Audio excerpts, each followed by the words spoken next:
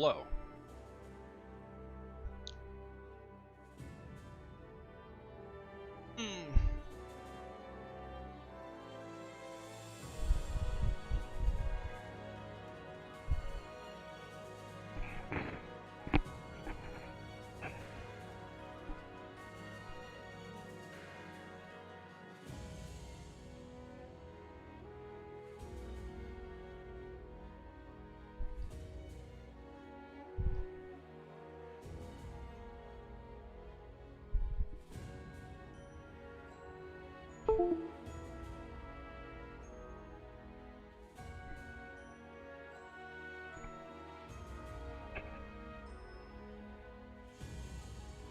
There we go. Should be good for the mic.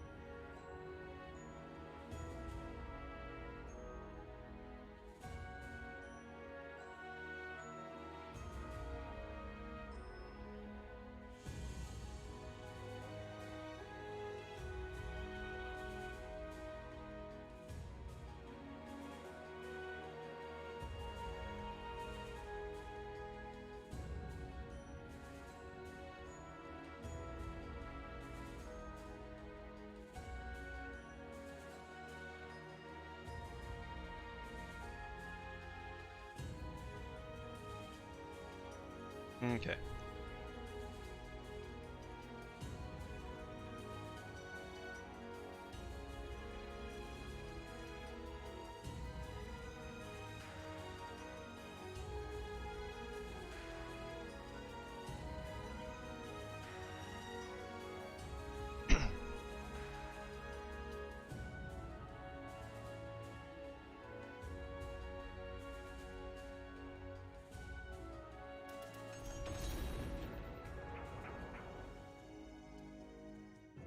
Welcome to the stage of history retold.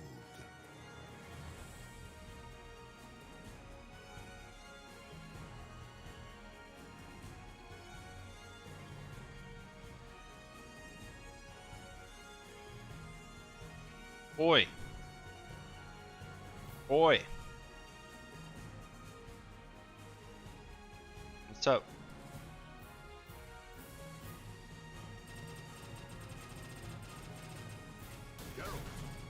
Show me what you got.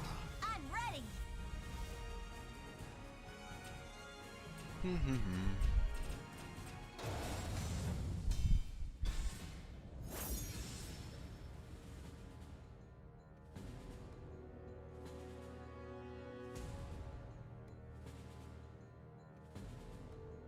Yeah, I did.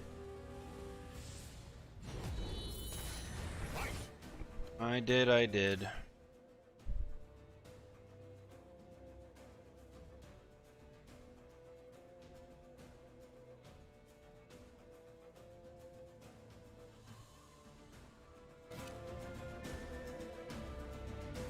Why?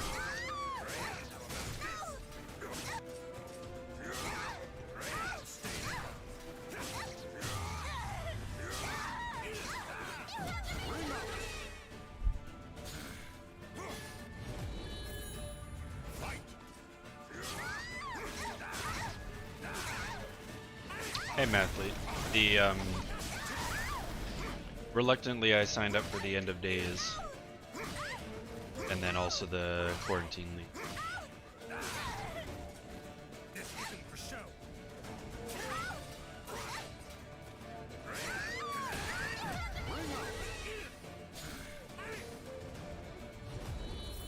Yeah, I am.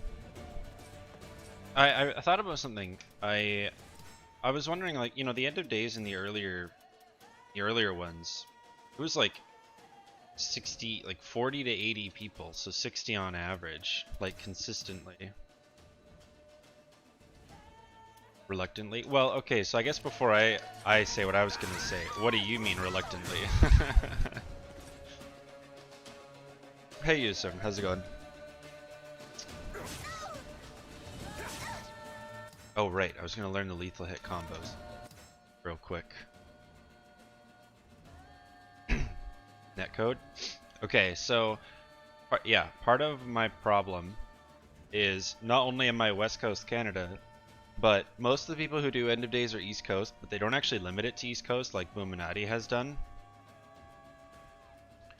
But the other thing I realized is it used to be really popular, but then Parsec happened and no one wants to do the netcode. I'm surprised people even consider playing in the Boominati at this point.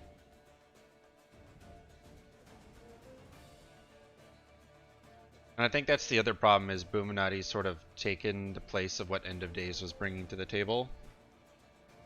So it's getting a little overshadowed in that respect.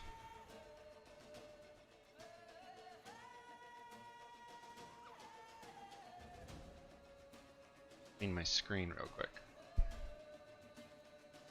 When you pull up white screens like Google Docs, you can tell how dusty your screen actually is. The day Google Docs gives me a dark mode for Google Docs or Sheets is a glorious day. Why is it so goddamn bright?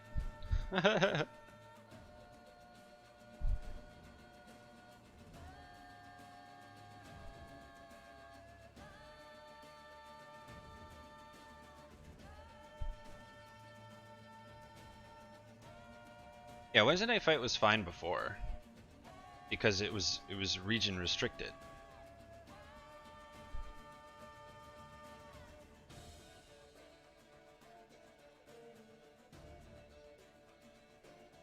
All right.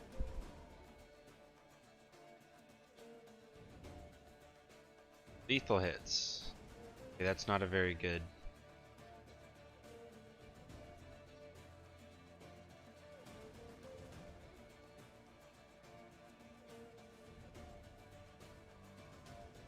Where did I see? Oh, right. It was right on the Discord, actually.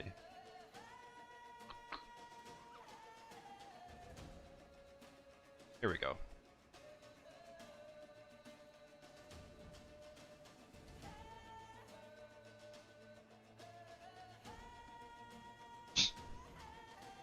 I love how that just all showed up at the same time. No, probably not.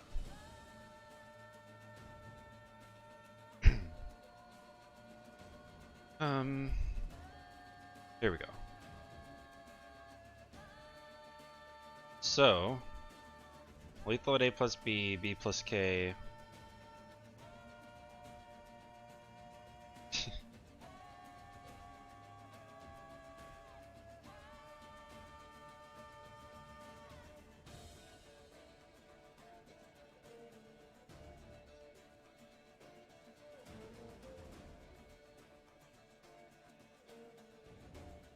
Lethal hit A plus B, B plus K, back turn B plus K, 1 AA.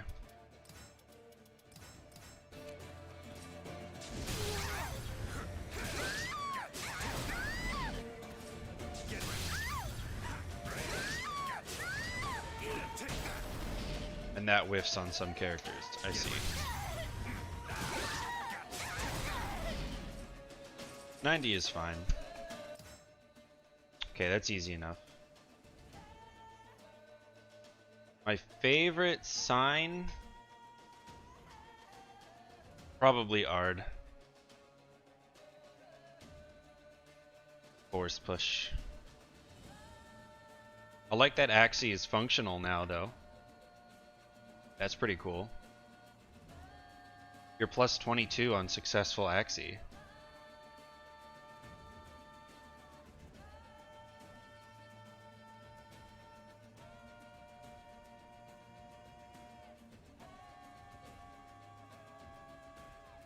Functional.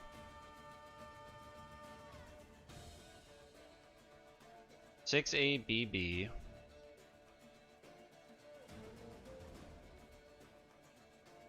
Oh, I see. AGA plus B, 3B. His command throw has a lethal hit? Is it like a new one? Oh, it's soul charge. Oh. It's for you.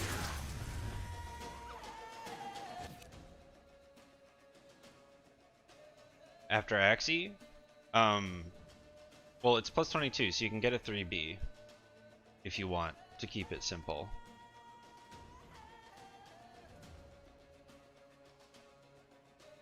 Or AA. Big damage, but switches sides. Okay. So I guess we'll put X in soul charge, because that's most of this dude's lethal hits.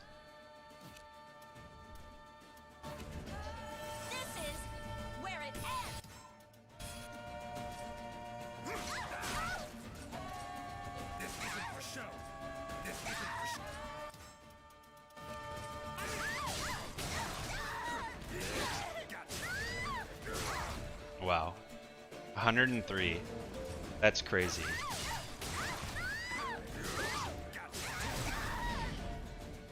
That's crazy, dude.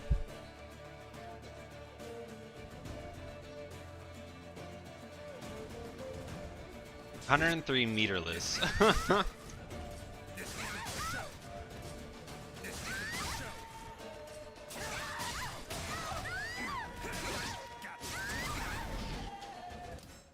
Yeah, wait. I thought that said lethal hit. Oh, is that not a lethal hit against soul charge?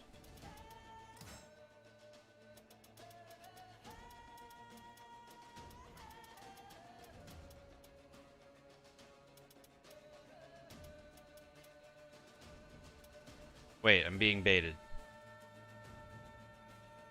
Or AA doesn't have a lethal hit. What?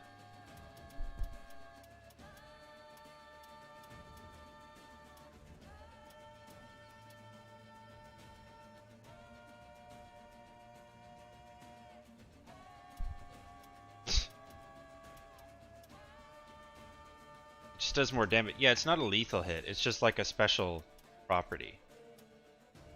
Yeah. Okay. Well, that's fine. So after Crumple stuns, essentially, you get B plus K. 1AB, 3B, yeah, I know that one. Lethal hit, 6-6 BB, 6-6 BB. So you just do it again, and 1AA. Lethal hit 1B, 1B, 1AA. 1BCE.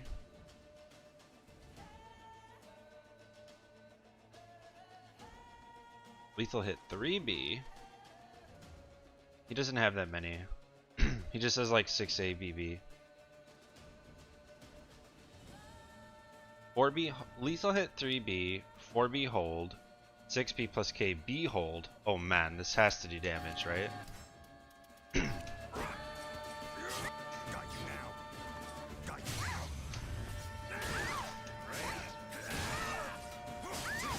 Oof. That's crazy. 3AA. Yeah. Yeah, exactly.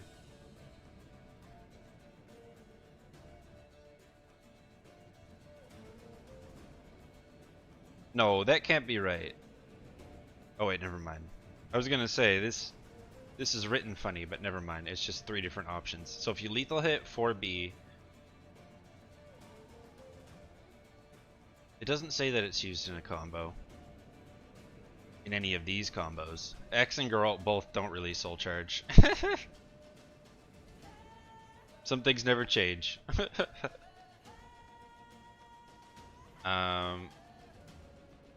So lethal hit 4B, 6/6 BA, hit Quen B, lethal hit 4B. Identical to the Yrden combo. Oh, I see. So it's the same thing. It's better to sit on half a bar with Jerry though for the Yrden. So you don't really want to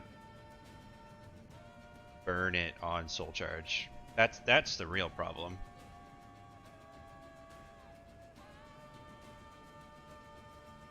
Okay, so from the top, the break attack lethal hit is the B plus K nonsense.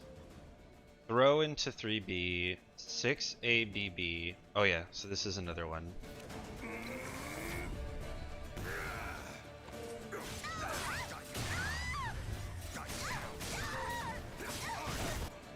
What? Wait. Oh, 8A plus B.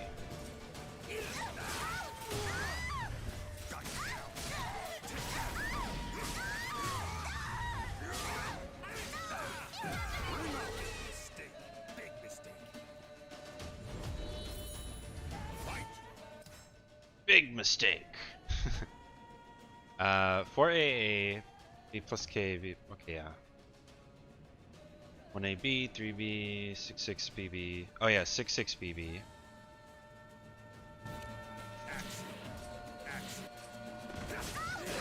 Is there no easy way to get this lethal hit?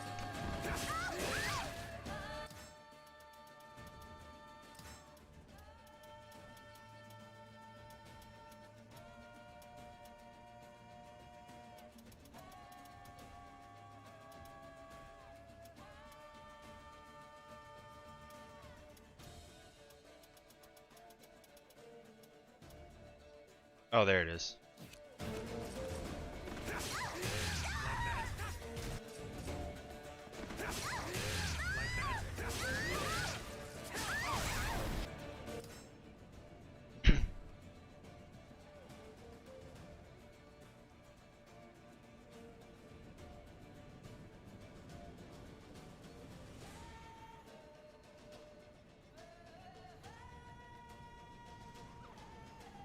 Yeah.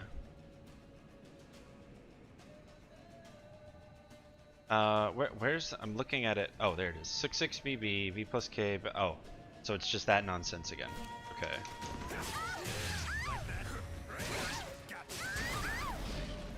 Okay.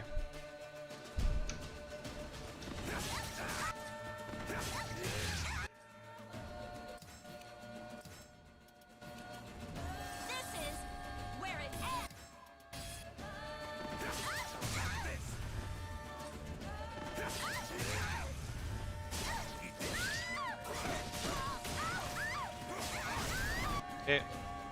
Cool. Okay, I think I got it. I think I got it. For the most part.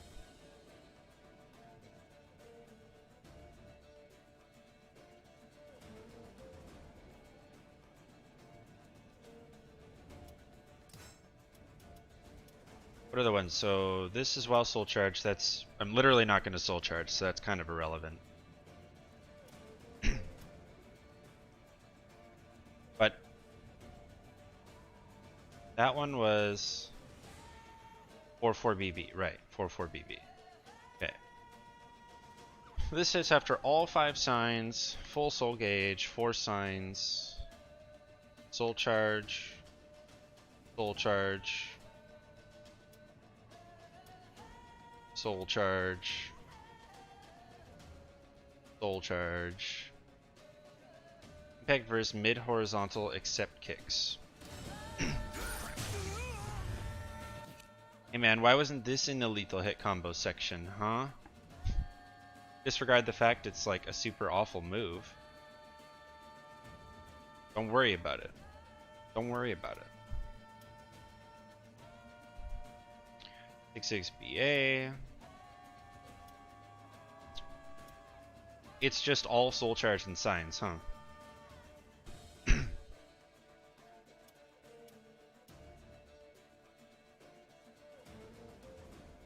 BA, throw lethal hit.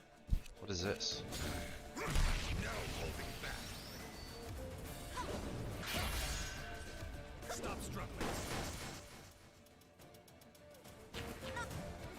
Because I'm pretty sure it's punishable. Oh, that move. Right.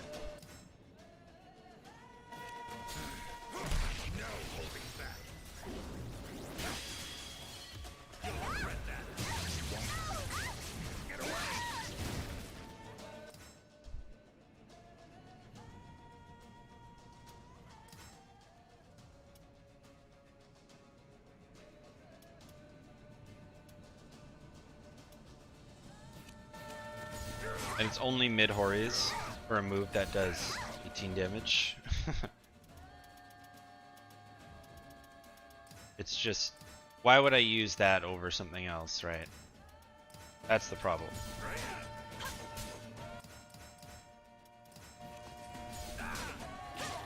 Yeah. Punishable.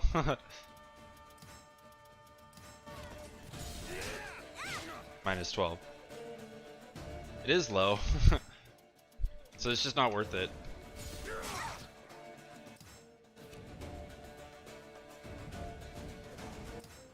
True, but if you're gonna auto GI, you probably would just use this.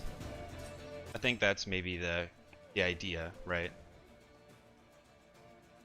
2 A's? It should, yeah.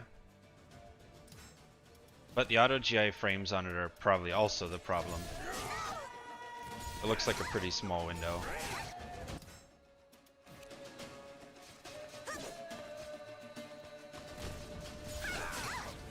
It's a tech jump, so it doesn't even matter. Well, okay, that's even worse, actually, low key. There we go.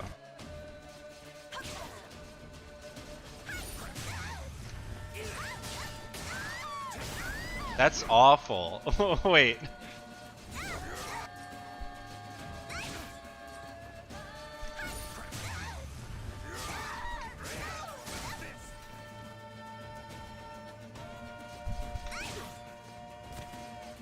But I don't even think I'd use it to beat mashing, though.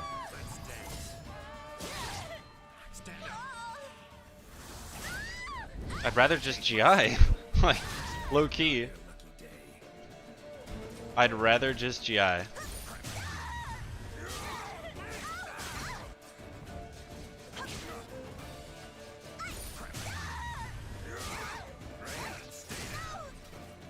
That's so awful. Why does he get no damage? That is just...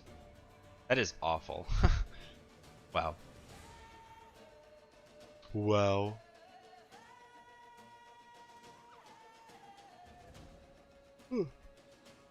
Plus he has 3A. Like 3A exists.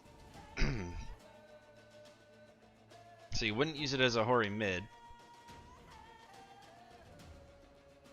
Bro mid mix. But that thing's not even like fast. It's not even fast. What was it gonna do? Oh yes. I wanted to see what you do for Oki after the 6B plus KB.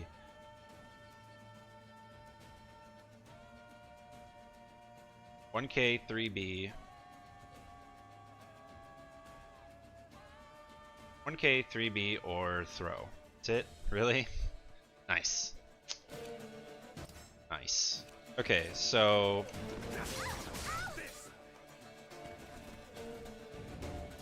32K is only minus 10 though, right? It's minus 12, and it's slower.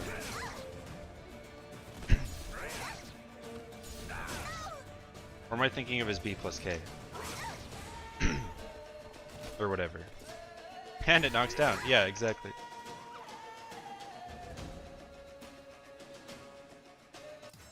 So after this lethal hit, I do boom, back turn version. After this lethal hit, I do this again into this, or that. After this lethal hit, and this lethal hit. Pretty sure it was the same thing, and you do this.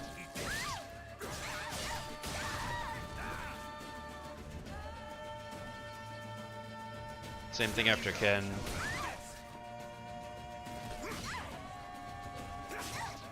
This one you go into 3B, this, but unheld. This, you go into this. What else? 3B. Oh yeah, 3B. What was the 3B? I think it was the 4B hold?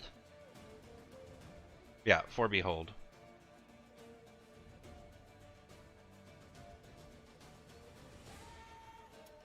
One B, you go into 1B again, 1AA, or CE.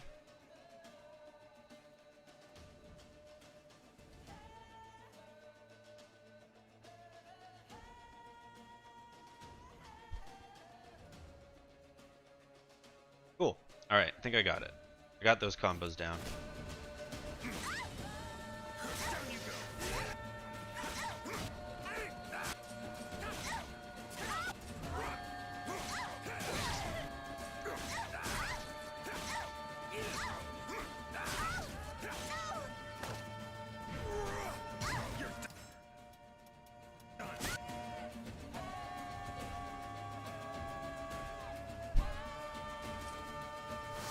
This soul attack is actually really good, by the way. Just nobody knows it. Plus on block, bro. Plus on block. Crazy.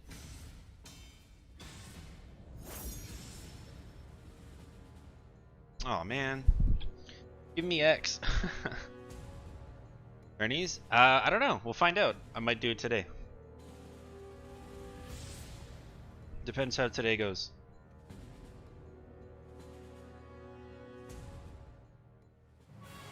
Believe in your power and reach for victory. But if the soul attack is plus on block, that means you can frame trap into bubble. Even against I-10 characters. Thinking. Now this is not a matchup I would pick Geralt in. I would just play X and call it GG. So let's be clear on that real quick. Oops.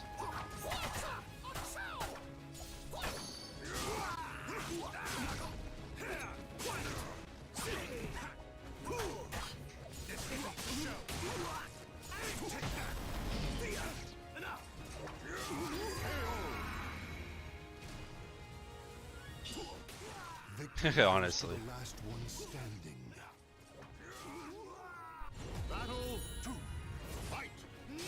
What? Nani?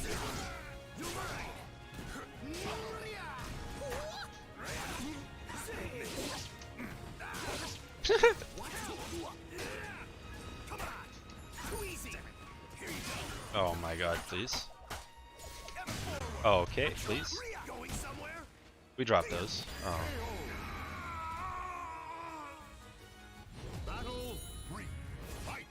Yeah. Oh, come on.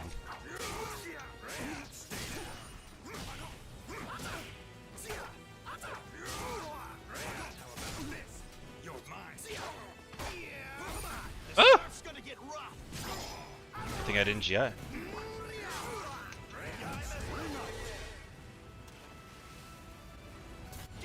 That man just spent a bar and a half to get wrung out. Maxie's OP.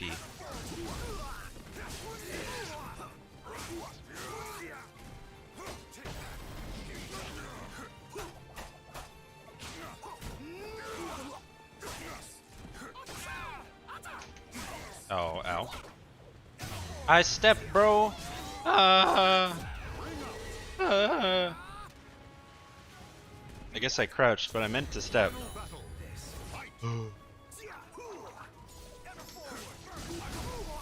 Bam, bam. Shit. Imagine using your meter. Imagine.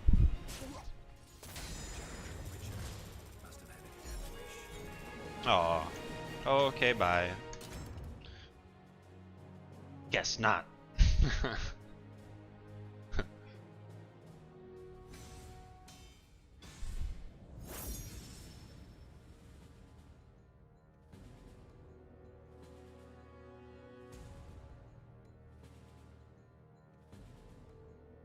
Medallion's humming.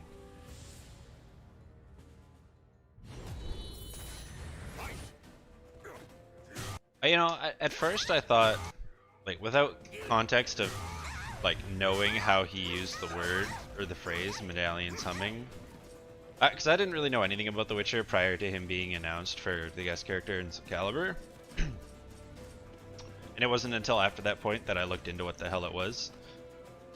And when he said medallions humming, I thought it was like the equivalent of saying, you know, Merlin's beard, like just, you know, an in-world version of saying, oh my, kind of thing. I didn't realize that he's saying my medallion's humming, but he's just shaving off the starting word. I was like, oh, makes more sense now. So now every time I hear it, I just think he's just saying, you know, what's going on? But no. It hums when there's monsters and magic. Kind of rude that he says it to Maxi. That's pretty toxic. Confirmed Geralt's homophobic.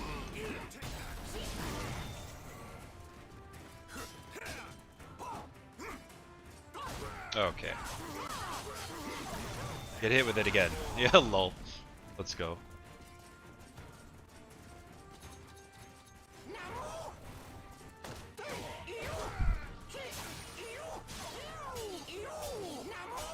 Okay, fuck off.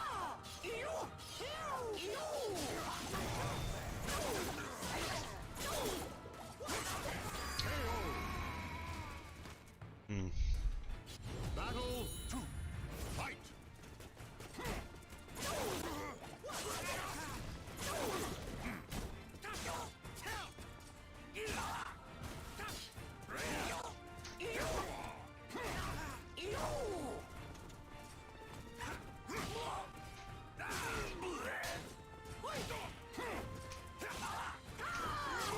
Wow, what?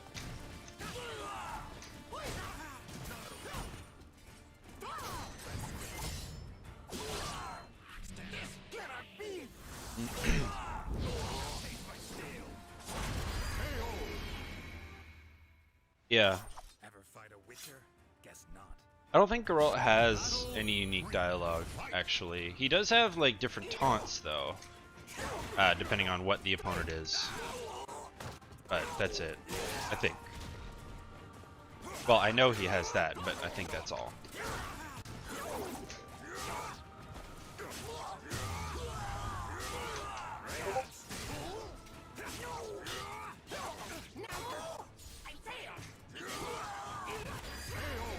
Boot.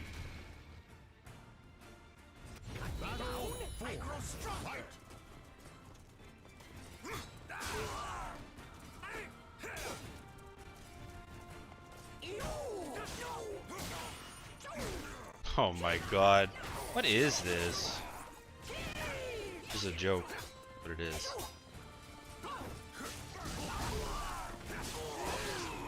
Oh hell yeah, brother, we got it online. Let's go.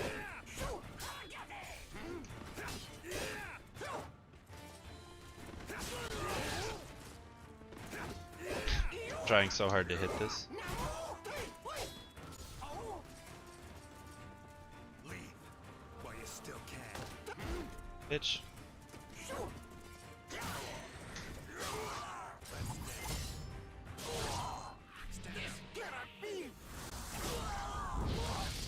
Damn, you're ugly. Yeah.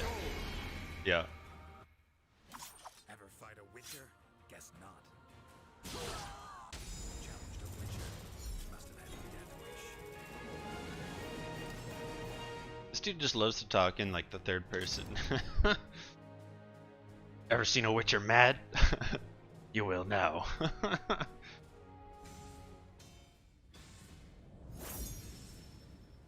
Acting like Witchers have some, you know, hidden sword powers that they actually don't. They just have heightened reactions.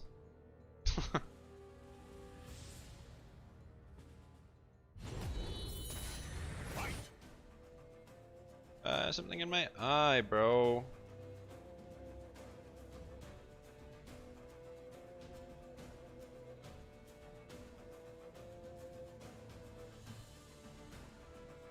Leave while you still can. Leave.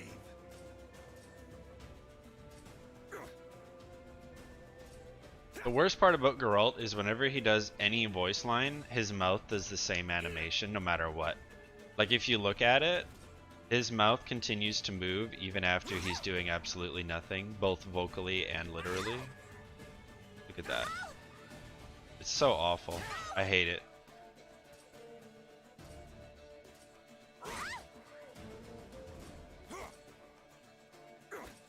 It's awful. Everything. Every move he does, it's the same thing.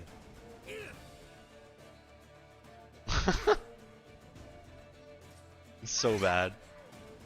It's so bad.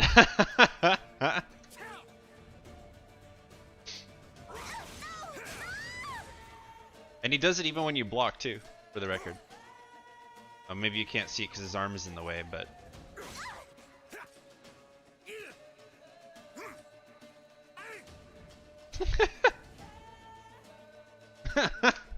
It's so ridiculous.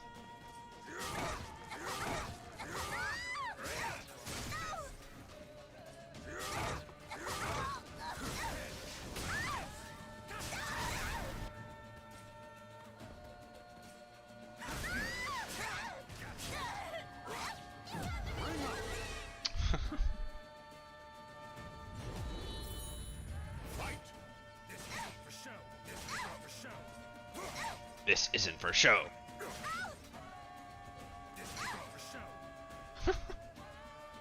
It's awful. Or like you can see it here pretty bad.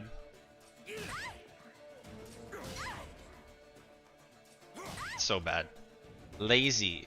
That's what that is. Lazy.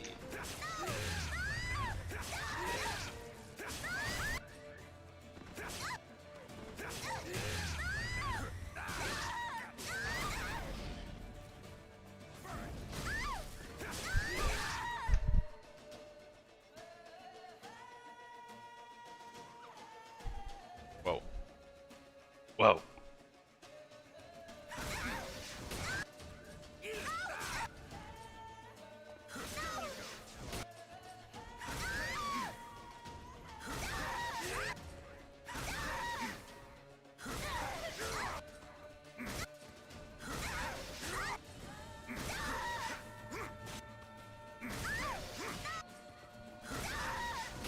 These mix-ups are dumb because the bubble just obscures what he's actually doing. I hate it. I hate it so much. It's better if he just does like... Yeah. Like, I don't know, I hate that you can't see what he's doing. It's always bothered me.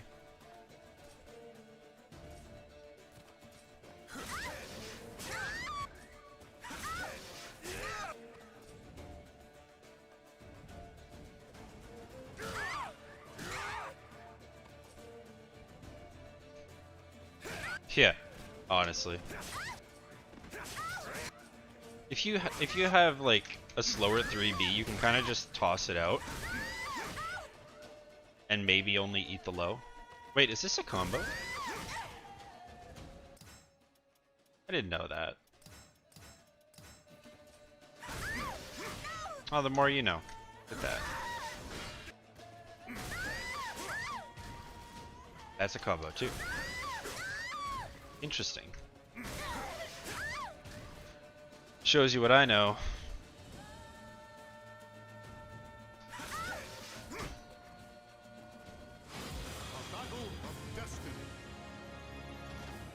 Yeah.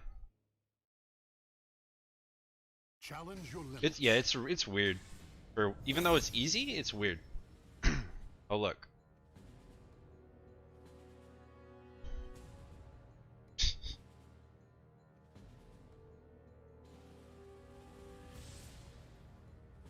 15 streak Tira still in D1. Let your desire. Battle 1. Kappa.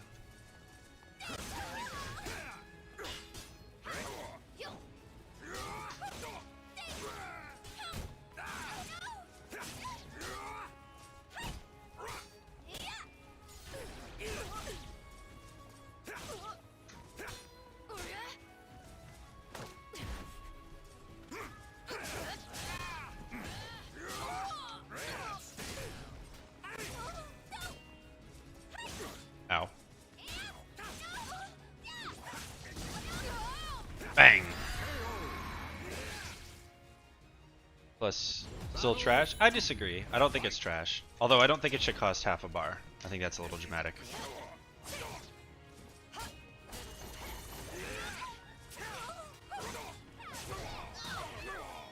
Owie! Bitch. Ow.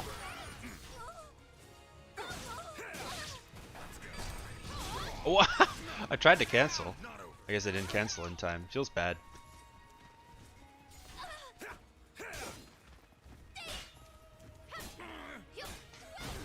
What? Oh my god, come on, dude. Useless. Here's a tragic fact. When Tira's in Gloomy Coda, Geralt doesn't get his his lethal hits. Pretty tragic. It'd be a really cool interaction, but it would be such a bad matchup for Tira. You'd have to like not go for swaps, which would be awful.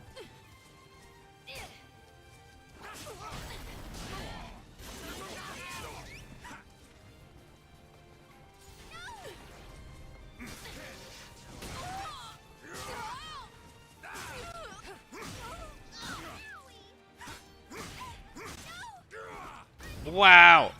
The spacing! No!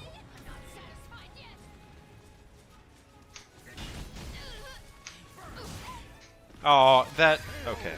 That wasn't fair. Battle 4. Fight. Oh no. Oh no.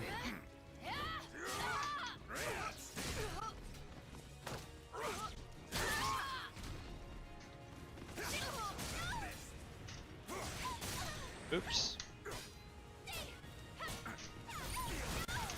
Hiya, hiya.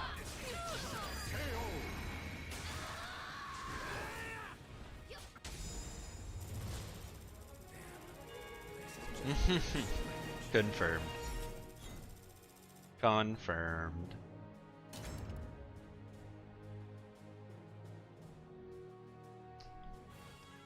Battle 1. Fight. Ow.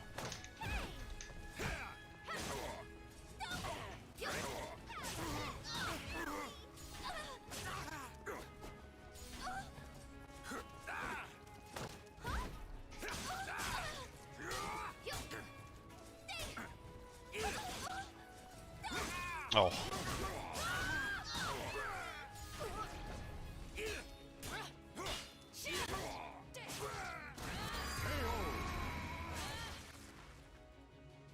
Battle 2.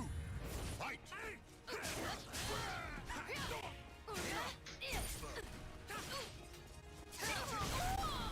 Hot take, that should just do the counter hit version on post GI. Because I want it to. That's why.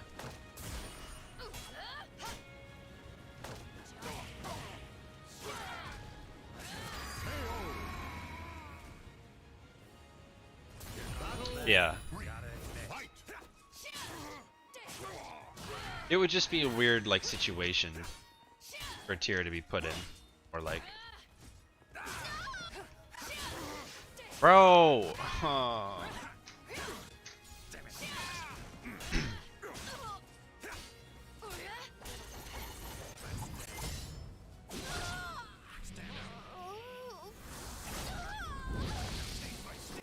Now chased by steel. Taste it. Bam, bam. Oh, let's go. Ah! Should've just CE'd me, champ. Okay.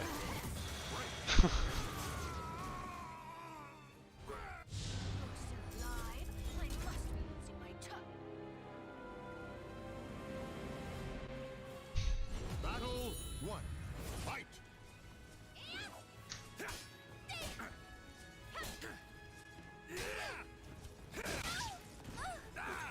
Wow! I hate this game.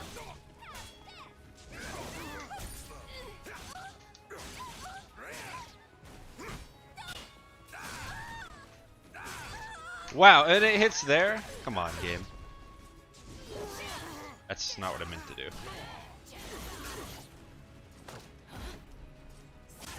Oh. No. Go away. Battle 2. Fight!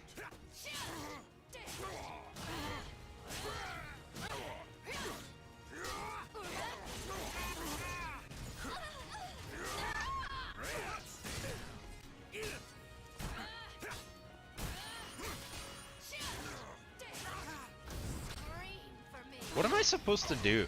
Like...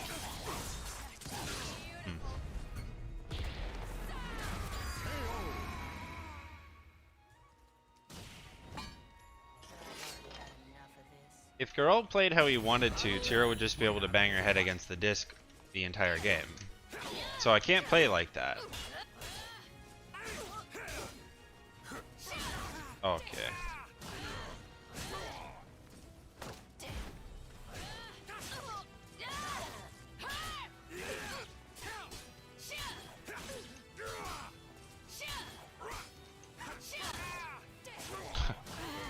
Did 6A thinking I was Shenghua. All those fails where I'm from. Ow. My god.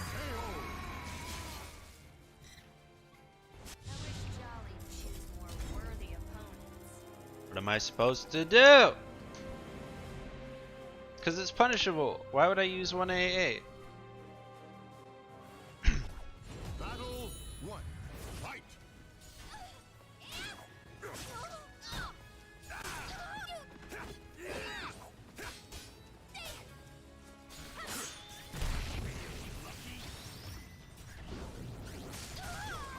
Wow.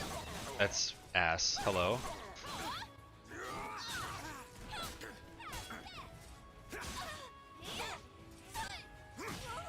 Hey, bro. I'm confused! How do I deal with this? How do you deal with the stagger plus the neutral game of Tira? Wow. Hello. Battle 2. Fight! I'm confused. And she can just tech duck my highs. So it's like 3A. That's it. 3A and 2B. Is that the game plan?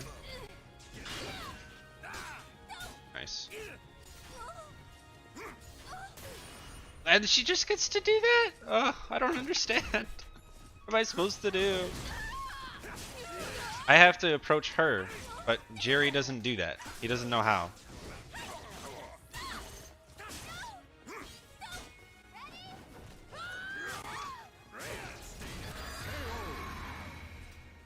Axie? Well, she's not necessarily backstepping. Pick a top tier, honestly. Play X. I mean, honestly, I think I would at this point. Oh, she whiffed.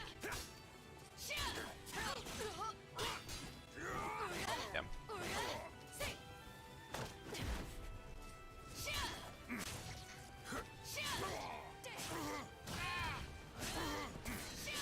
No, dude. Oh, okay.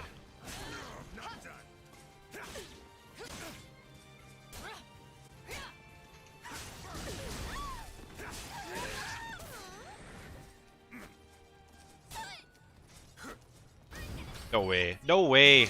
Oh, fuck off. Why is that recovery so ass? Oh.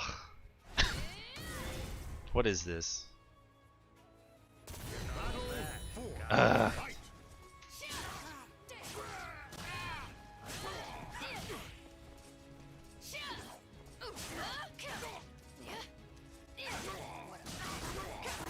An X habit. Yeah, 6p? Yeah.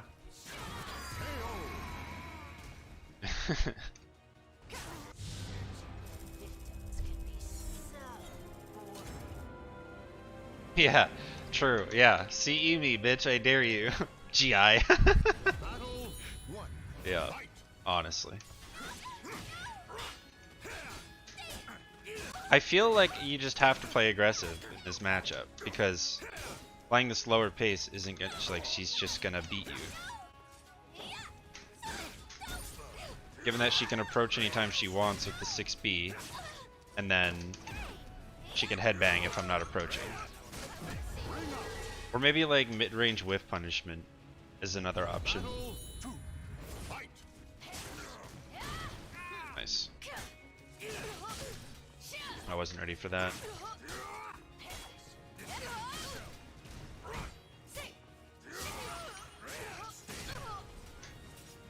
Ah! Ow. Just took that like a champ. Yeet. Bye.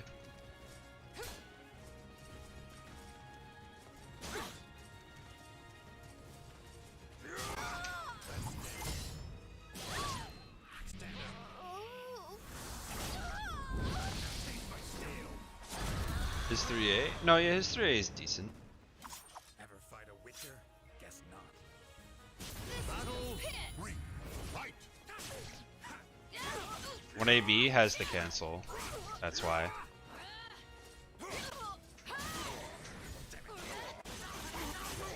I'm just trying to work it, see if it's better than I think it is, or if it's worse than I think it is. That's all. Shit. No.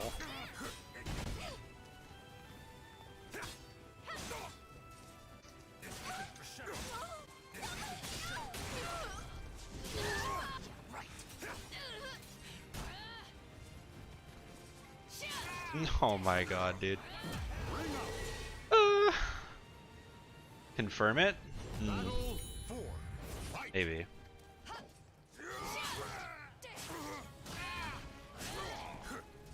One AB is steppable as well, only if you block the 1A. So that's the other thing, is people might try to step it, thinking they can step it, but you can't.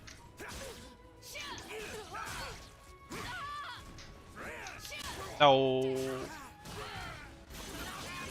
How many times do I have to horizontal before he stops stepping? Final battle. Fight. To your character. Yeah, this doesn't seem like a great matchup because she kind of like. Geralt has a bit more consistency, but Tira can just get free swaps. And her tech crouches are crazy. Because Jerry's fast hories are all highs, and then 3A is pretty non-threatening. It's more of a check than it is a threat. That's the reality.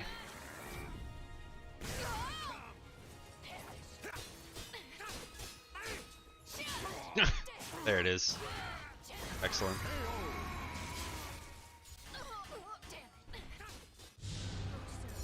Doesn't seem like a great matchup, yeah. Amy and Raph I can understand as well. Battle one. Fight. What the hell? The other thing too is because she's got good stagger pressure, Jerry can, like, you can bait out his Yrden so easily, which is pretty awful.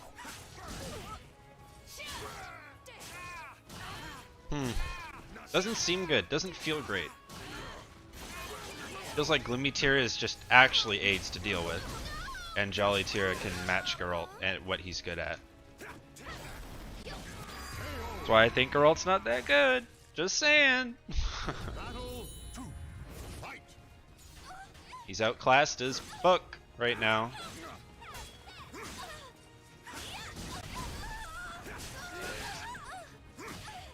He's like a hybrid between Gloomy and Jolly Tira in terms of power level though.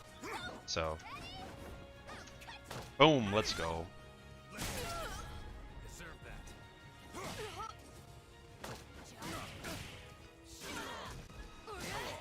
Hilda? I can see that too, yeah.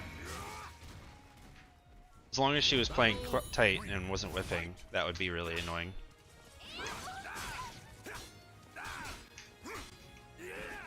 Oh, shit.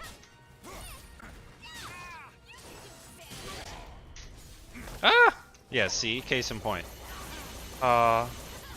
She just has so many opportunities to set up, like, stagger pressure. My god. Just grab me, forehead.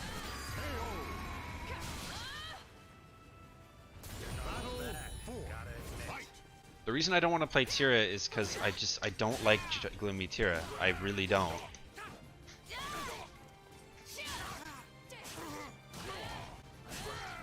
It doesn't matter how hard I try. That's not what I meant to do.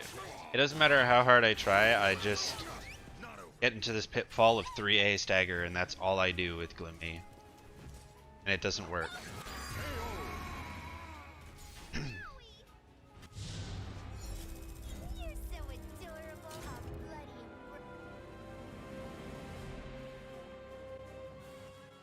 Battle 1. Fight!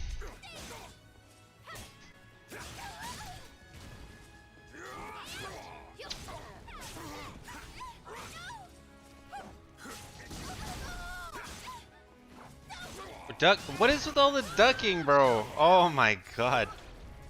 Went for a cheeky restand, and he just ducks. Oh my god. Restands are fun and unexplored in most situations, in my opinion. If the damage potential is worth it, then I think it's worth exploring. But if it's a medial gain for landing the grab, then whatever.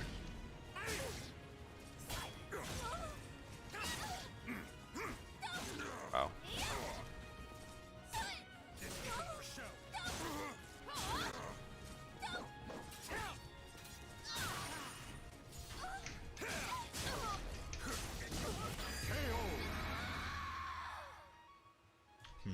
Battle 3. Fight!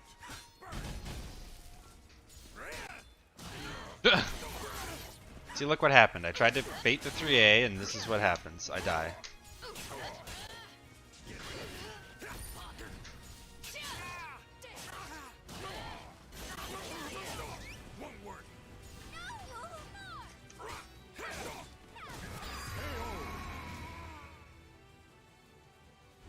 Battle 4. Fight!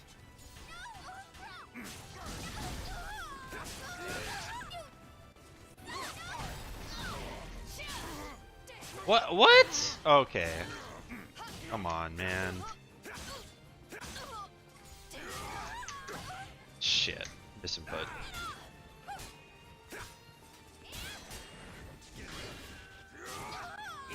My gosh. Zedd is fucking 6k plus B. Stop doing Shanghua combos. The fuck's wrong with you? My god. Final battle. Fight!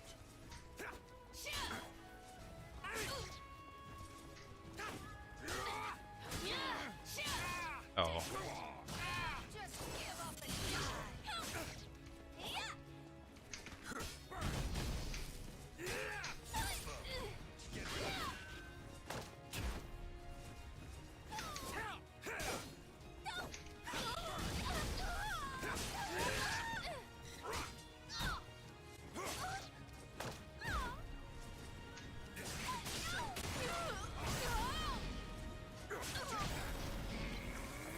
Stay here. Oh my god, dude. Oh my god, dude.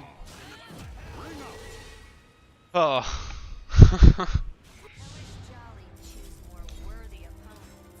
Alright. I don't know what to do, man. Feels awful. No, she doesn't.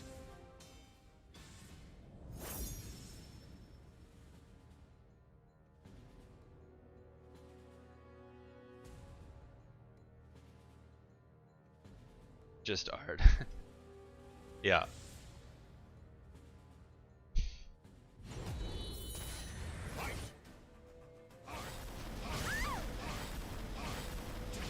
Just forest push the day away. It's too bad that this is -12, but this is -10. Pretty tragic.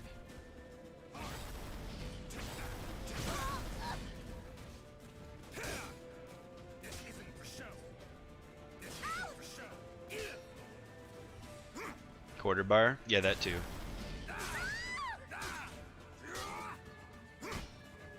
It doesn't need to be half a bar anymore. 6k hold, 8k. That one is just the -10. I believe. Because you're technically doing the sign by itself. You're not, it's not a string. Like that.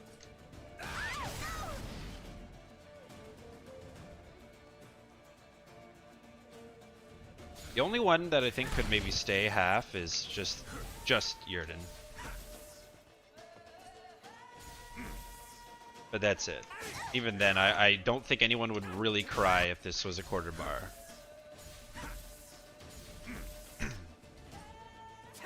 He'd become a little Zas-esque though, where you would just always have to play around it at half a bar. But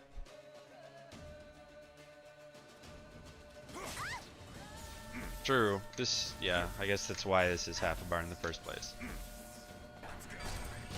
Make this a quarter bar, hello. Make this cost nothing at all. Got you now.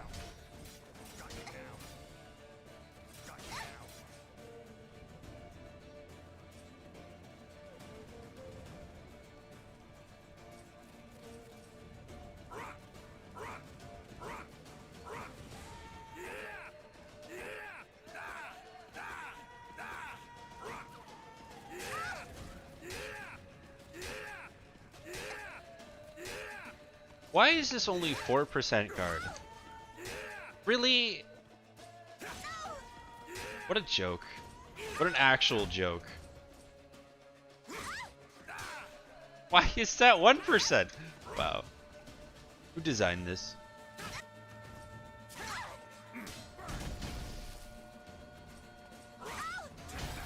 %. Wow, this dude's guard damage sucks, bro. 4%. Come on. That's 9. Okay. 1. Okay. Wow. Girl's guard damage is a fucking meme. Okay. Got it. What meme?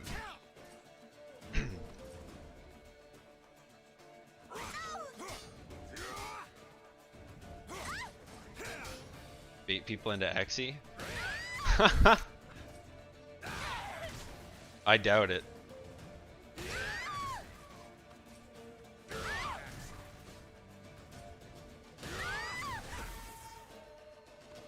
Maybe though. Oh, on whiff? I mean, they'd come forward though, would they not? If anything on whiff, I'd probably do bubble.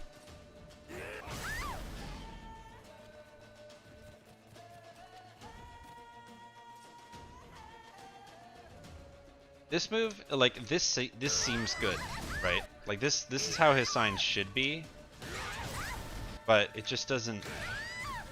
They don't really like. This takes too long. That's the reality.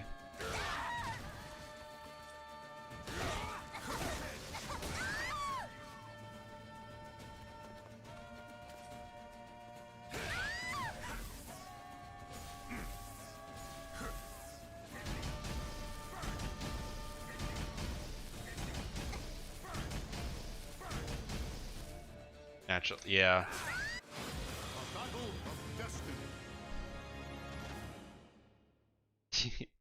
Hell yeah, dude.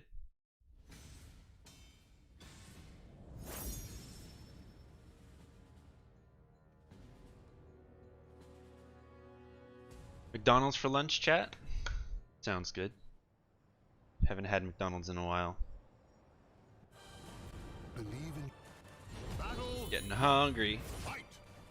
Oh! What was that? Okay, oh well.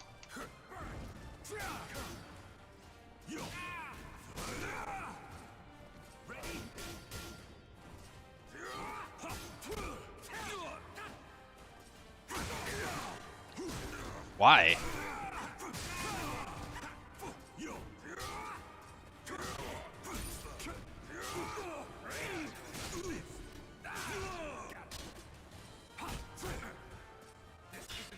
What is this? Bro, 5-bar my ass. Or his system sucks and can't run Astral Chaos. Whoa.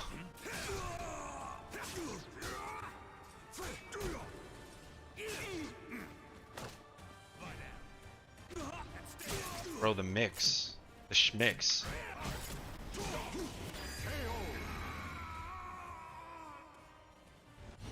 Can confirm that's only -10. Oh my god, dude. What? What is this? Take your turn at it's 0. Bruh. Okay. Or don't. Oh my, I'm not even gonna bother. I can't. Can't block anything.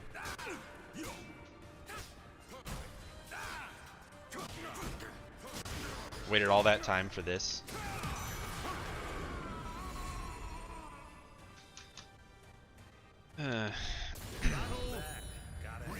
Not bad.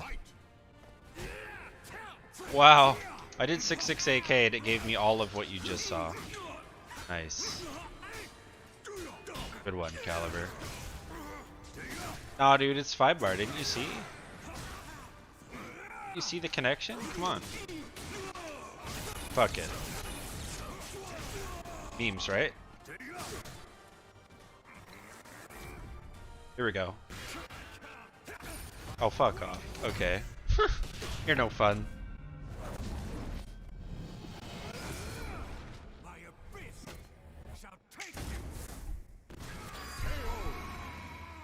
My god. Just because you're the Time Lord doesn't mean you have to make me run at 30 frames a second. Okay, thanks.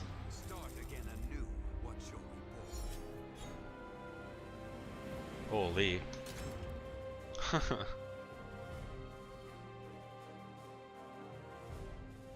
Yikes, yeah, the tier matchup felt terrible. Raph and Amy I can see.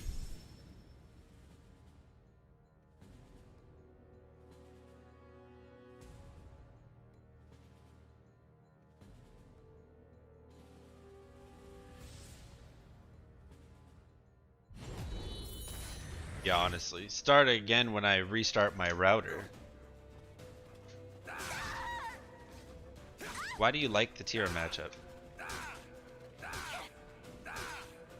Wait, how much card is this? 9, okay. Good. Why isn't this 9? Like, what the fuck? Why is this 4? We thought that was okay.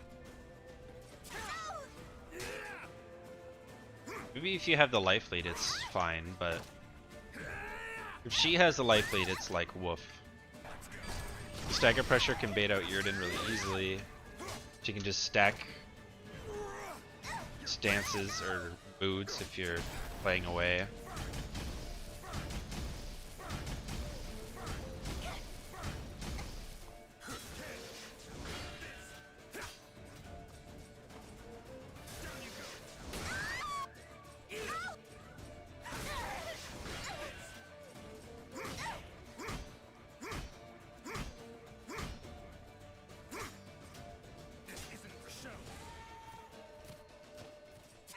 A, 2B, 1K. Yeah.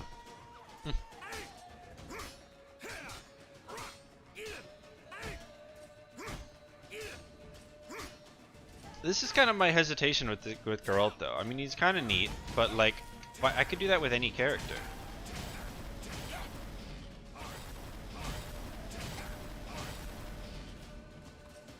That's sort of what holds me back. It's like, what is special about Jerry that I would pick him?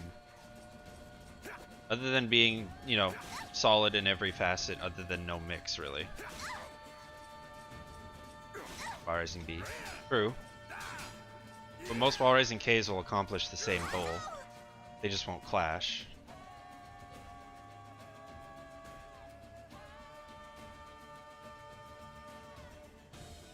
Like, I can tell you with confidence, I use X's Wall Rising KB the same way I use Jerry's Wall Rising B. 100%.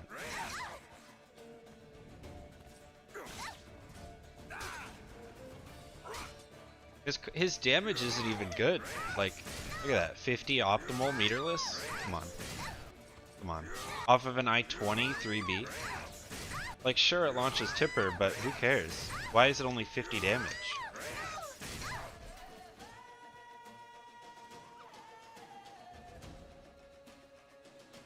Why is this move such a joke? Why is this punishable? Why is this punishable? Why are all the good moves punishable?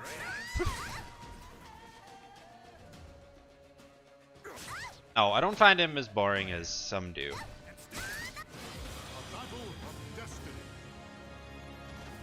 But yeah, that's my point, is like, I played him a lot yesterday and I'm playing him today, and it's making me wonder, like, couldn't you just play characters with, like, I'm so mad this guy got S1, by the way. Couldn't you just play characters that have a 12 frame 2A, you know, whatever his 2B is, 16 frames, and like an I-18 Hori mid, and you'd be playing the same character? Like, couldn't you literally do the same thing? I don't understand.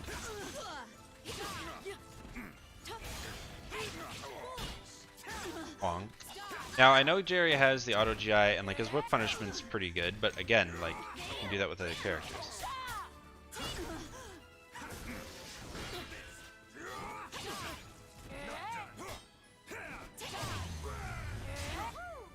14? Okay, 14. It's a good 2B for sure, but like some characters 5B would do a similar task.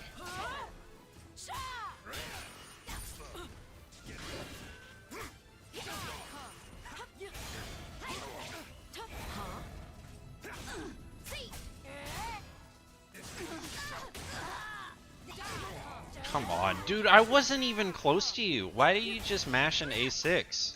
Oh wait, you play Taki. Makes sense. Shit, she missed.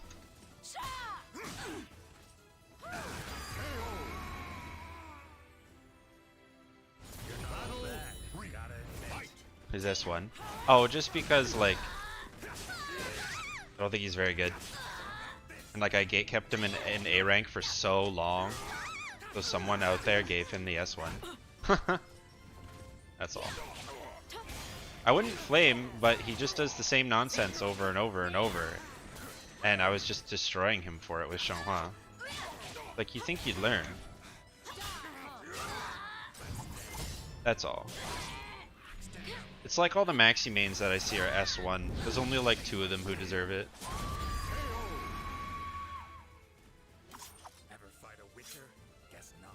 True, he's a guest. I have hesitations with people who main guest characters, unless that's your shtick, like Gym Donator. Because yeah, like, in the theoretical world where SC7 happens, what are you gonna do? But I have the problem where all my mains aren't in this game, other than Xianghua, who doesn't play like Leisha. I was better with Leisha than I've ever been with Xianghua. That's a fact.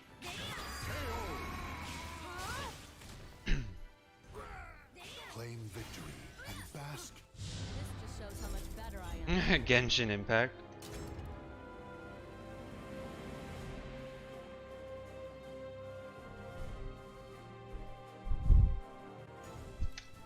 Battle 1.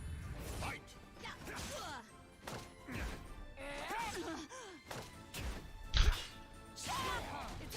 Thought we could do it the third time there, Roboto.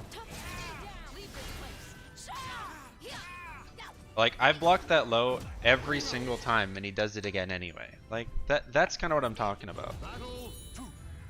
Right?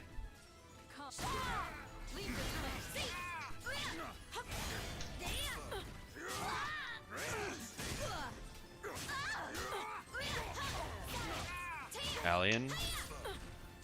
That franchise is pretty done. The second one was awful. It was so repetitive. The loot box problem. Oh my god! Again with the Xianghua combos.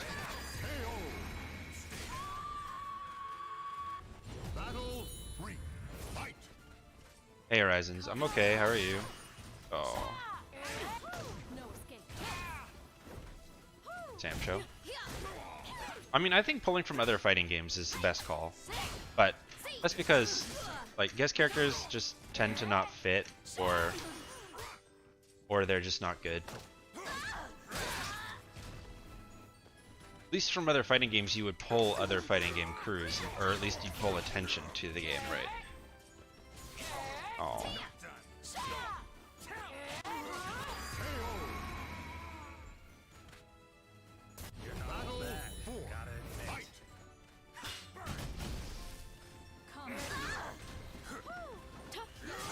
Bitch.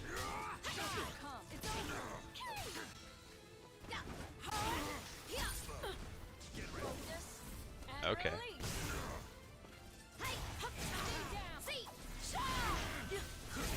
Okay.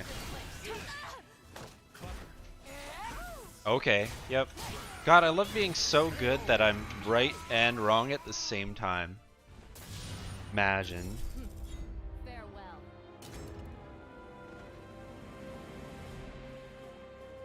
Trying to find a character. That is the struggle. I can maybe point you in the right direction if you tell me how you play and if you've played other fighters. Battle 1. Fight. Or if this is your first one, then yeah, play who you like. Not much to pull from.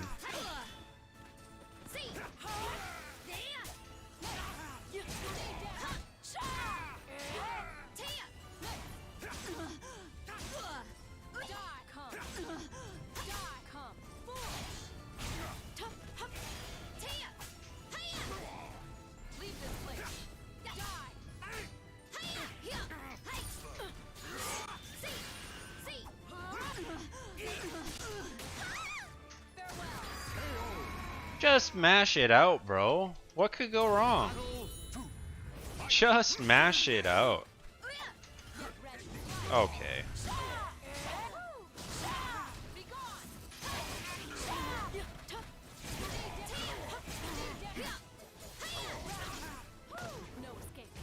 Imagine being so good you're wrong. Dude, that's like the third time. Ugh. I should be so fucking stubby, bro.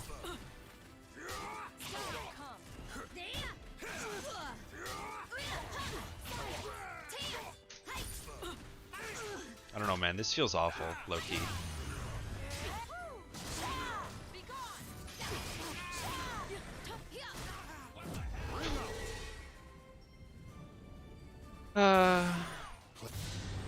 No, Taki is not that good. I promise.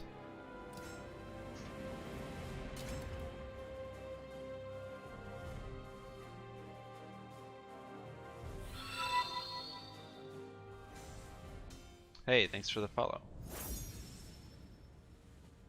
Do I have fun playing Soul Calibur 6?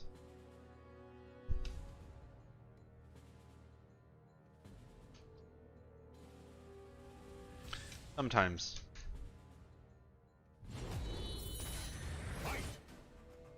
Tomato. Yeah, honestly. That's basically what happened.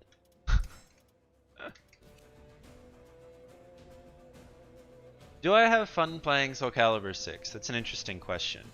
Honestly, more often than not, the answer is no. I play Shanghua as well.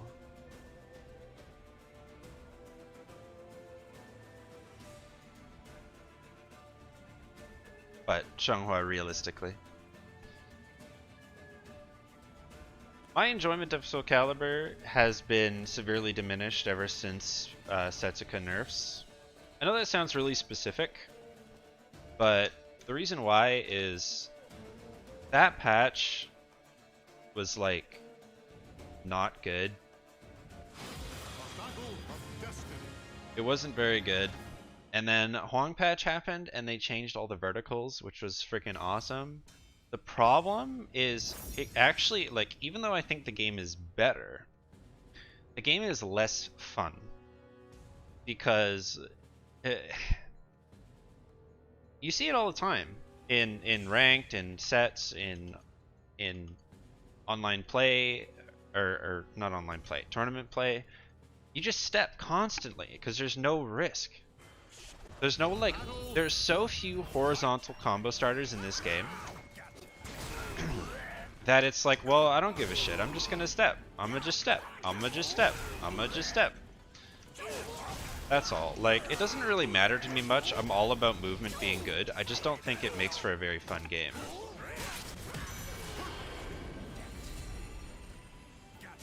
Battle 2. Fight. And I play Xianghua, so it doesn't really matter for her, but imagine being like a Mitsurugi player. Or like a Sungmina player. Just imagine the sheer amount of horizontals those characters have to use to get nothing accomplished.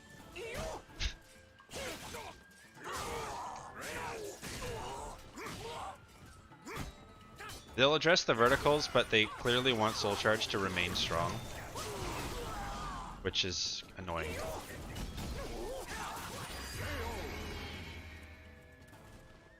I want movement in all directions to be equally as good, because right now, the way it stands, like, the reason why Xianghua is doing so well, other than those of us who play her are good, just if you look at it objectively, the reason why she's doing so well right now is her 2TB is basically unsteppable, and her horizontals give her +8, and that is specifically her 6A.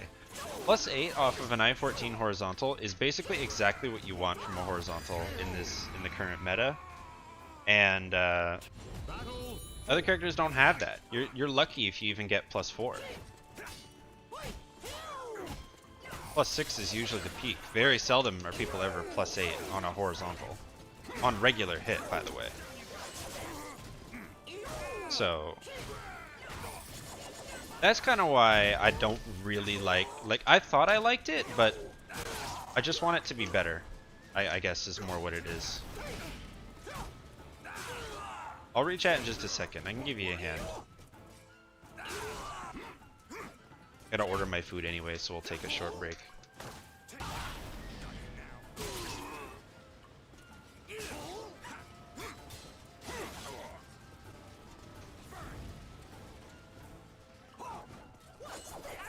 Oh. Yeah, but Maxi going into like being plus off with stance transitions doesn't count.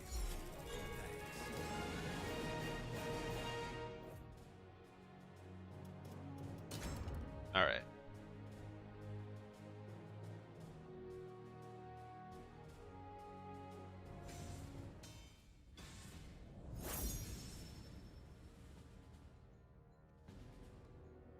The first Setsuka patch? Yeah, the patch before Huang, when they nerfed her to the floor, in my opinion. Welcome back, Dola. Can't understand the fights. It's pretty easy to understand in general. I have a ton of content on my YouTube talking about different things in the game. But then also Hayate is a European player. He has great beginner stuff as well that look into the game mechanics. And also, if you actually type in the chat !mechanics, I actually do a little... I have an article I wrote that talks about all the resources in the game and breaks them down for you. Things like health, guard, meter, that kind of stuff. So that'll give you more insight into the different baseline mechanics as well. Abyss, how are you doing?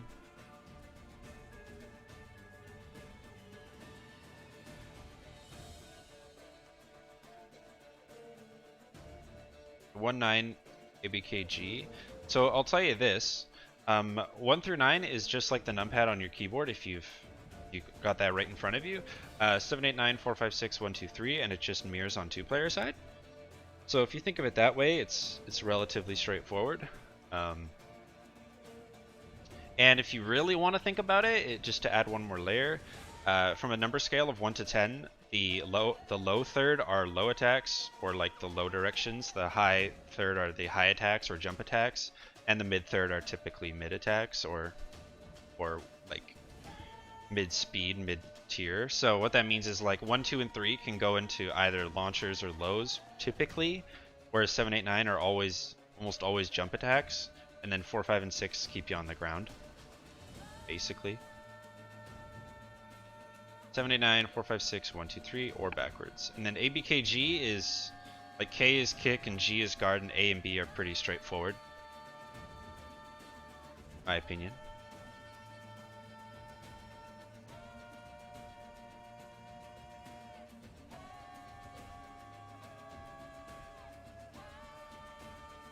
the stream from my YouTube. Oh, excellent. Glad.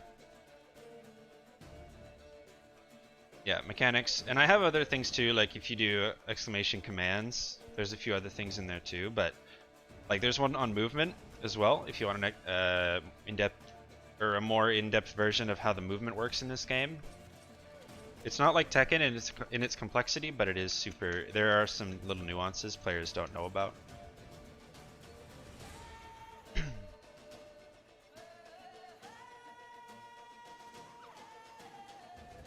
Do you see yourself continuing to play in the foreseeable future, or will I pick up another fighting game? So I'll tell you my thoughts on Caliber. Let me just tab and order my lunch while I answer that question. The reasons why I would just drop playing Caliber as a primary game, and then the reasons why I would drop it entirely. So the way that I'll stop playing Caliber will be if they tell us there's no more development for it, because I don't like playing games that are kind of old or dead or dying. I don't support the games if the games don't support, or if the devs don't support the game, then I don't support the game. That's why I would never play Melee. Like, even if I liked it the way I am, I wouldn't play it, because it's long and gone, right? That's just how I am. If the game continued to get patches but stopped being at tournaments, I would also stop playing it. If the game does not continue to get patches and is done skis, I will play it until it's not at tournaments, then I will stop playing it. And then what I would do in lieu of Caliber is, yeah, I would find some other fighting game. The reason why I struggle, or in my opinion, the reason why I struggle so much to play other fighters, even though I desperately want to, is because I actually have Caliber. And so for me, I'm always making comparisons. Even when I try so hard not to make comparisons, I'm making comparisons. And so if Caliber wasn't an option, I'd probably be more open-minded to things like Tekken, Mortal Kombat, Street Fighter, maybe. I doubt it. But, right? So if I didn't have the Caliber to pull from, I'd probably be more open-minded. But if the game stops getting support, then I will stop supporting the game. DOA? No, DOA is dead. Come on.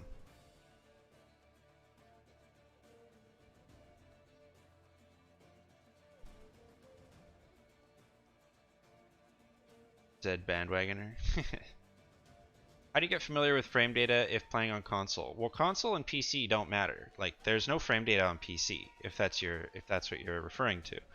I assume, since you're looking at Twitch on your phone, you'd have access to Discord on your phone as well. And all of the character documents, or character discords rather, have documentation that has their frame data. However, as someone already mentioned, there is an Android and iOS app called Frame Caliber, and it is actually updated entirely with all the frame data on it, so you can always use that as your reference point as well. I am part of the team who manages the frame data as well, so there are some people out there who recommend changes, and it's like, and then when you fact check it, it's like, how are you suggesting these things? For example, someone was so bold to say that Geralt's 4A was 16 frames. I'm like, pfft, okay. How do you how do you come to that conclusion? In what world? Smash to Caliber. Yeah, I'm not a big fan of aerial combat. I don't really like 2D in general. TBH.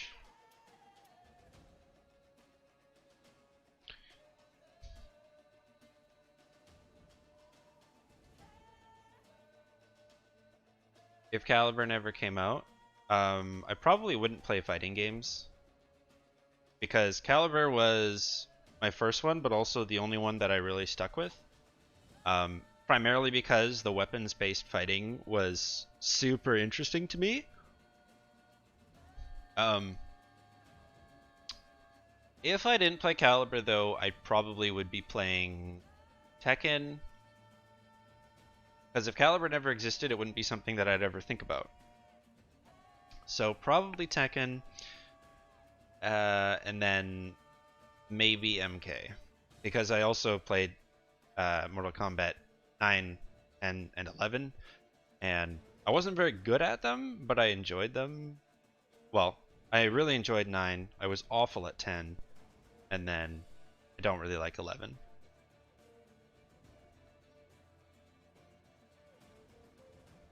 But that's neither here nor there.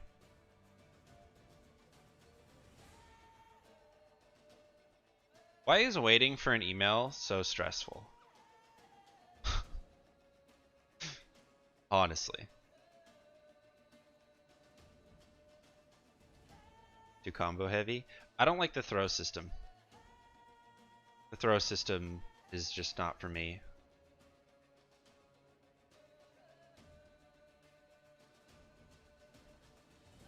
Tekken is in a really bad state right now. Movement doesn't mean anything. So if Caliber theoretically gets the Dunskies, I don't know. I didn't really like Guilty Gear. I don't like any of the characters that are in the game.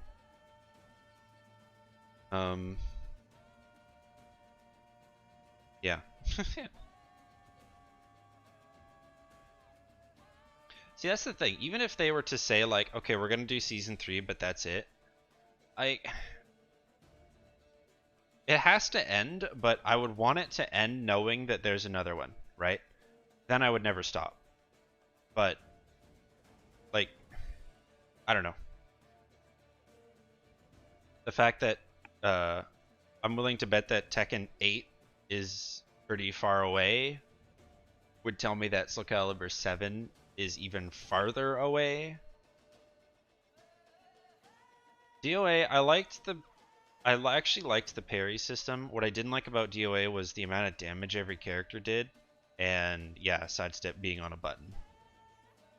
Those two things alone, like I hate the combo system and the sidestep button. Those two things alone killed it for me. I could have gotten over the rest of it.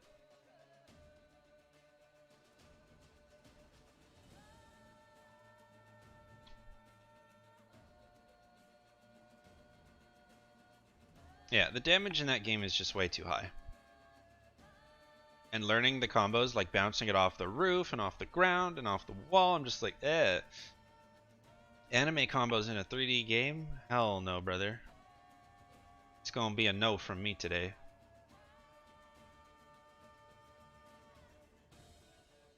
Also, yeah, I don't know. Geralt's interesting, but like, I've just been stewing on it the entire time. Why couldn't I just play another character and do the same thing?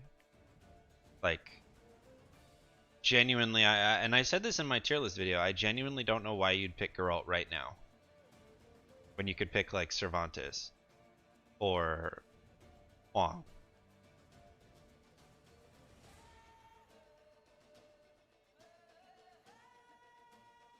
Oh, you're welcome.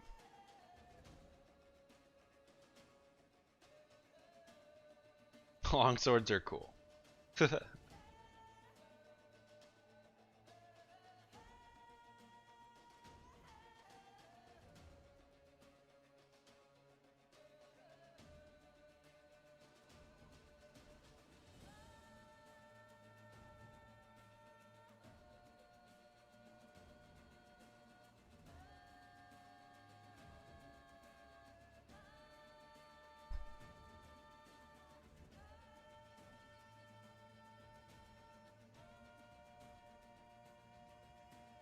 Don't mind me. I'm waiting for my food. I'm sorry. I'm taking a break. I'm stewing over the Geralt experience.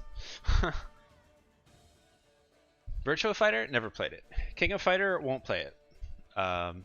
Killer Instinct? No idea. Street Fighter 6? Okay. I don't really like Street Fighter the way it is. But they're kind of making it seem like this season of Street Fighter might be the last season. and then that way they can roll out Street Fighter 6 for PS5, which I think would be a reasonable progression. I'll keep an eye on it, but I've actually never owned or played a Street Fighter game. It's just never been a game that sticks out to me. It's all to me in my life experience. It's always been overshadowed by Soul Calibur or Mortal Kombat. I didn't even play a Tekken, nor know what Tekken was until Tekken 7. So.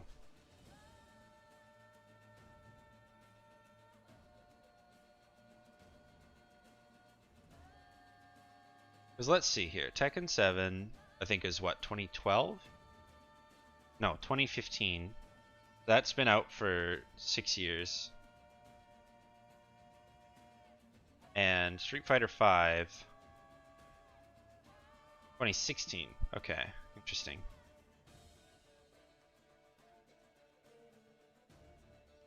No, I didn't know who Heihachi was.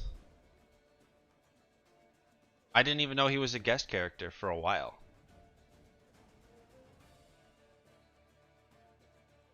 I just thought he was part of the game. Like, I thought he was the fist, like the punching character.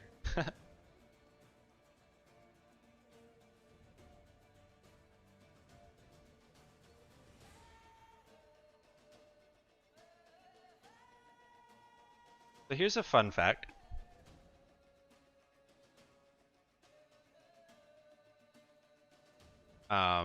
Apparently Street Fighter 5 can't be played by blind players anymore.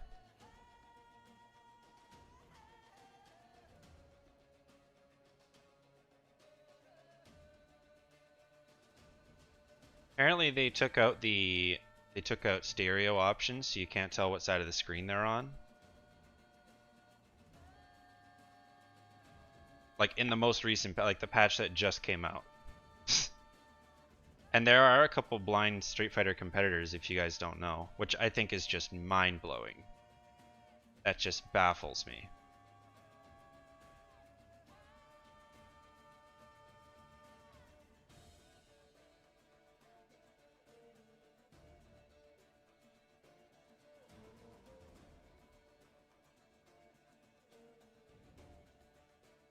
Interesting.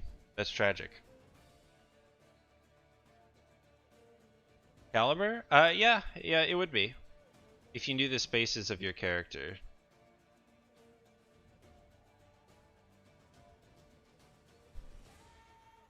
Probably. I can tell you that, I mean, obviously I've had visual aid the entire time, but back in Soul Calibur 5, I used to do full-on sets where I would just close my eyes the entire time. And how would you react to a move? Well, you don't really move as much as like normal. And like it becomes more prediction and read based than anything. But you usually when you play a fighting game blind, you're playing a character who is either heavy on their mix-ups or the opposite, characters who have good movement and whiff punishment. Because then what happens is you could pick a character like, say, Tira, and know, like, because she has a lot of audio cues and she has consistent ranges on her moves, and great backstep. So you could fundamentally use the movement system to facilitate your game plan and force whiff punishes. That's an option. I'm not sure though. I don't know any blind Caliber players, so I couldn't tell you. Street Fighter is a bit easier because the game is a lot slower and simplistic, right? So that's probably part of it.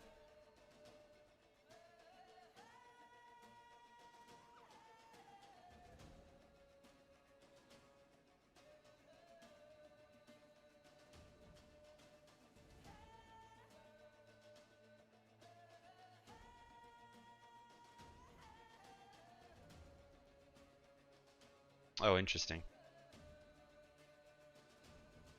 How do we know that they're blind, though? Oh, this dude's mashing, though. Wait, that doesn't count. Wait, he's literally not blocking.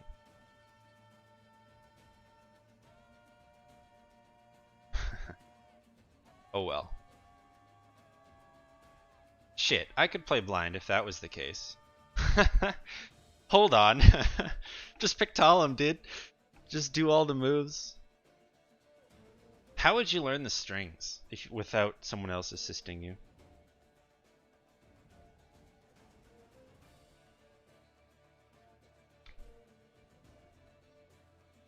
Maybe you don't. So, yikes. Yeah, I don't like how ducking Geralt felt pretty easy outside of 3A, which is literally just a check. Ha! I noticed that a little bit yesterday, but I felt it the most against Tira.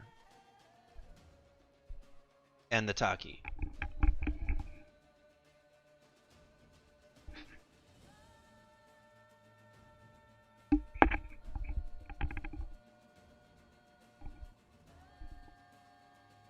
Is ST2 overrated? Absolutely. Absolutely. I had this discussion the other day, actually. People will only say Soul Calibur 2 is a better game if they don't like the new mechanics of newer fighting games. It tends to be a generational thing. But I've played every Soul Calibur in some competitive capacity or attempted competitive capacity, and Calibur 2 is just cheese. It's just cheese. Yeah, but see, like what she did, I could do that too. But it's because we had the initial visual assistance. So Calibur 2 is just cheese, and literally, like the frame data is ridiculous. The game is broken. Like things are unnecessarily plus for no reason. And Assassin exists. And then in Soul Calibur 3, the game was like a lot of characters were strong, but Soul Calibur 3 had a game-breaking bug of you could cancel your throws mid-animation. And so basically what you could do is you could grab, cancel it, and then do a full combo out of the throw. So it was completely fucked. Like, don't ever get thrown forehead. It was awful.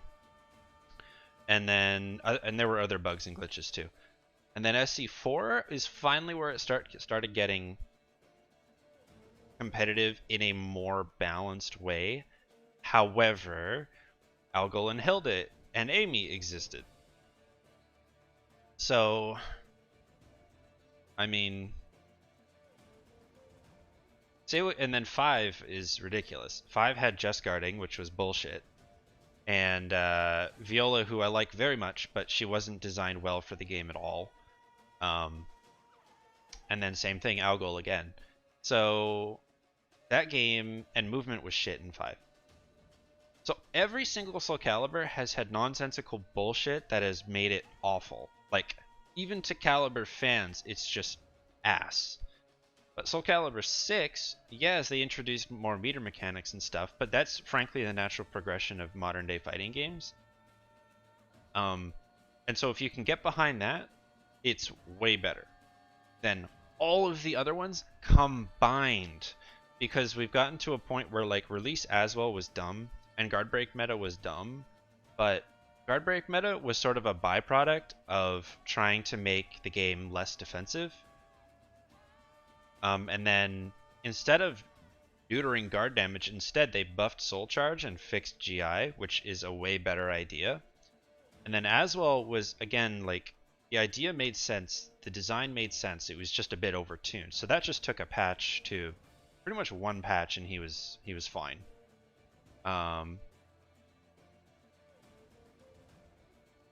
So, yeah, like, 4, if you're banning Hilda and Algol, 4 is the second best one in terms of competitive integrity behind 6, and then 2, and then 5, and then 3. And 2 and 3 maybe even or 5 and 2. I don't even know. Like 5 was just awful. 5 was just awful. So yeah, no, let me reorder that. 6, competitive integrity wise, 6 is number 1. 2 is number 2, then 4, then 5, then 3. What was broken about 3? The grab cancel. And it was just like the one and done. Like the life of the game was so short, and it was so buggy. It was so buggy. Like you couldn't even play the game. Like it felt like an RPG with how many bugs it had. It was a joke. So, granted, it did give us Tira, Zas, and what, Setsuka, I think. So it was cool characters. That's the best part about 3. It made Siegfried his own character as well. Okay. My food has arrived. Excellent. Took long enough. I will be right back, friends. Yeah, I'll be right back.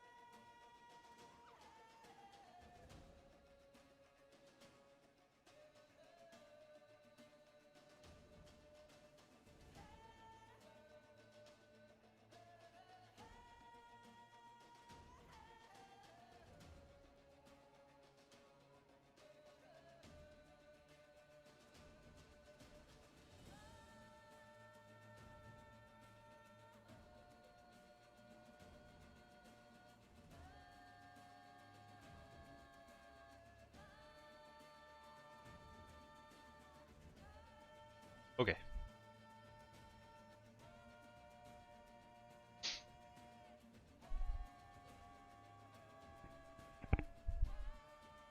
So, I can't say I'm terribly thrilled with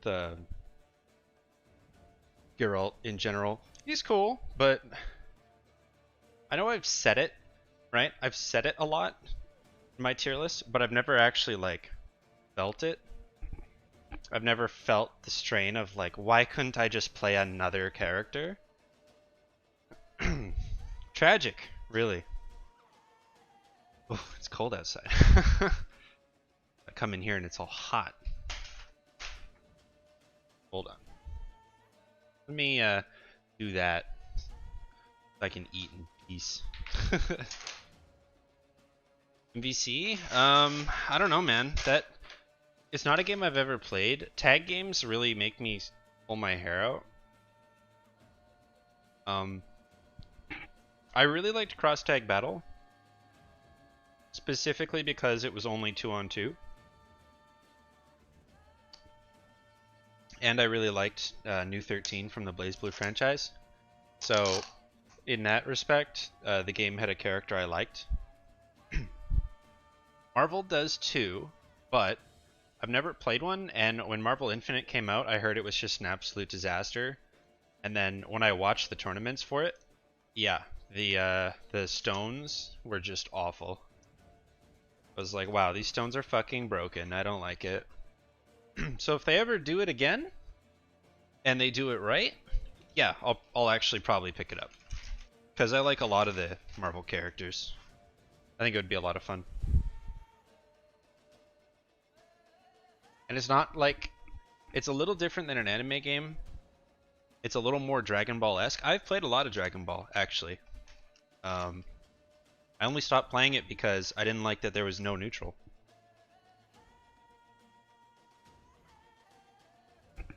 And no, I'm sorry. Throwing assists and jumping around in the air and waiting for a super dash is not neutral. Don't at me. Like, it's just not.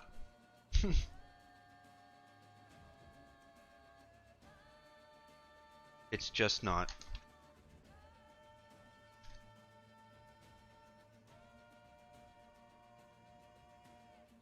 Now, that's not to say it's a bad game, right? I'm not saying that. I'm just saying that there's no neutral. Because I had an inkling to play the character yesterday, so I did. And I enjoyed it, but after coming back to it and after sleeping on it, I don't think I will.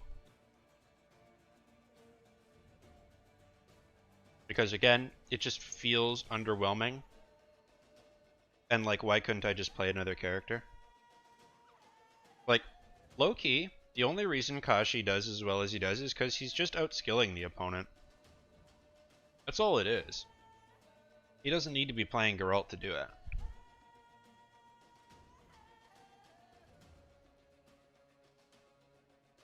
Now the characters Kashi plays, Geralt, Songmina, Mitsurugi, of those three characters, Geralt is better than Mitsurugi. I'll say that much. Geralt's better than Mitsurugi. But he's way more consistent than Songmina. But Rugi would sort of give him that bit more oomph. A little more oomph on his offense. So, it's a good little trio of characters to run, actually. Their skill sets are somewhat all transferable. The reason why I had an idea to play Jerry is because I'm looking for a character who can play lame, but I still want them to be effective, and I want a mid-range character. Killick was an option. The reason why I don't want to play Killick is because I don't like his soul charge. Yeah. Yeah. That's the case for all of Kashi's characters. He's a good player.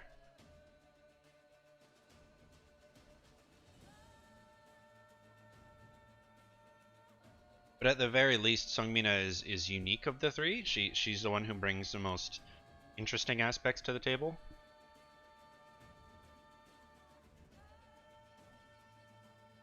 It's just Geralt's the most flexible of the three. So he's a good option to open sets with and stuff. See how it goes. Hilde is another really like high contender. I just really struggle to deal with the charge moves.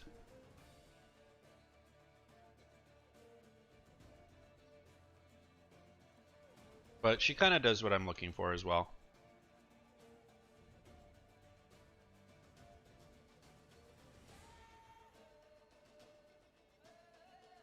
Aswell was filling the void, but I can't stand that dude's lack of defense.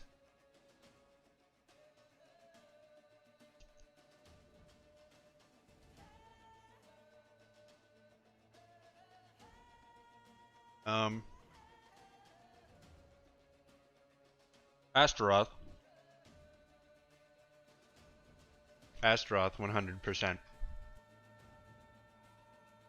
And that might be the only character at this point.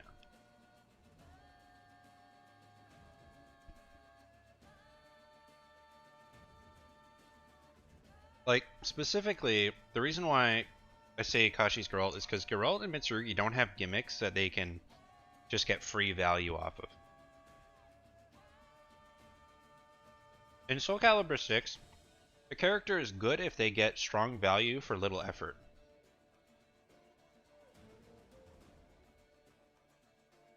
However, Astaroth can beat you just because you're guessing wrong.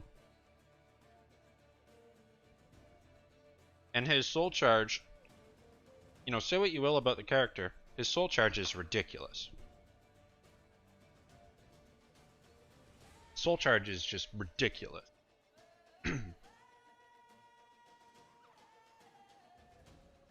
So, oftentimes I feel like I just lost to the character and his bullshit.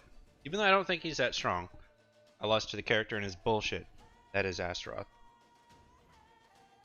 I don't really understand the second question. Is there a character that can balance the two? Because usually in Soul Calibur 6, and this is why the game is so good, usually in Soul Calibur 6 you're losing to the player, not the character. Which is a good thing. That's a healthy thing. What about Huang? I just don't like Huang that much. I don't like his frame data. I don't like that his stances outside of the guaranteed options aren't that good. And I really don't like the talisman system. I really don't. I'm not really a fan of the character.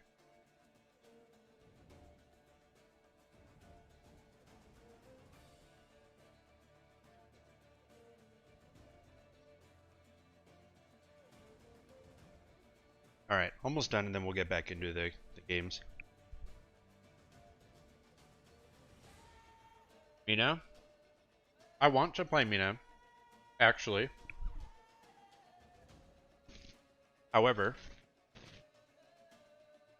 Mina is so unnecessarily linear, I hate it.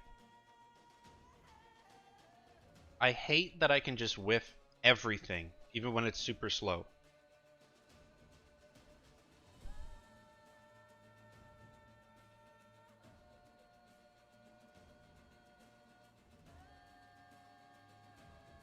I've tried to play her so many times, but I don't know. It just doesn't click. And Tira, I love Tira. So before someone says, what about Tira, Zedd?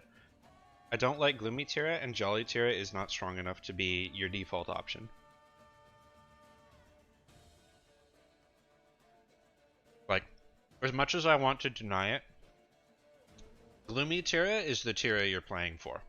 You're not playing her for Jolly Tira.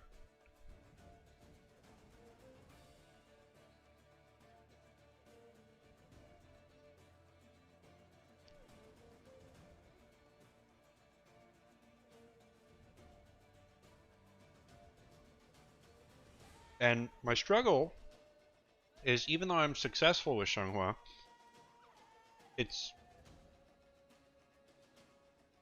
I think it's only because players still haven't quite figured out my style fully.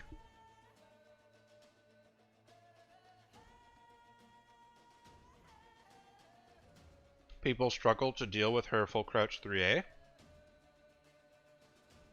And I rely on that move. I'll admit it. I rely on that move. And so if you can deal with full crouch 3A, I fall apart.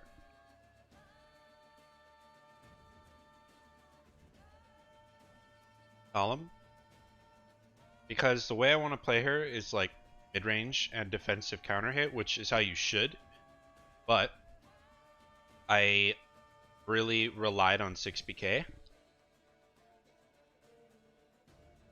And my whole game plan was derived around 6BK. I don't think that's healthy. Maybe I'm wrong on that one. I think 6BK is a dumb-ass strong move. No. 6BK. She stabs forward and then kicks overhead. The reason why that move is so good is because it does dumb-ass damage. It puts her back turned. And it's a +2 on hit to back turn mix-up.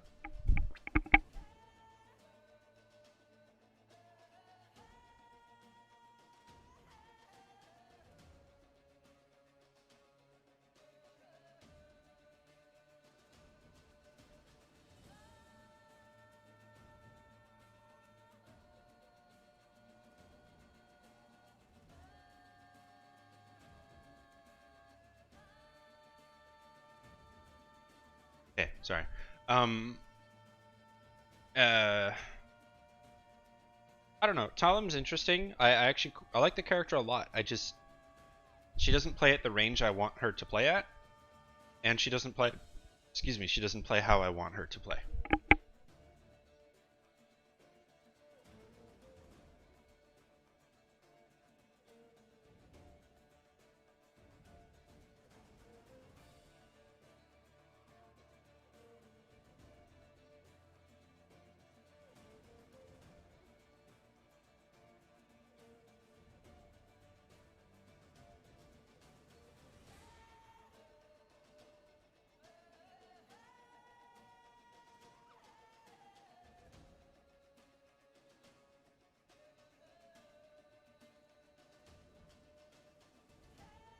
Before someone says Sophidia, I've been down that road. Tried Raph for a while. He's cool, but I don't like the lack of horizontals. Other than 1k. Ha ha ha.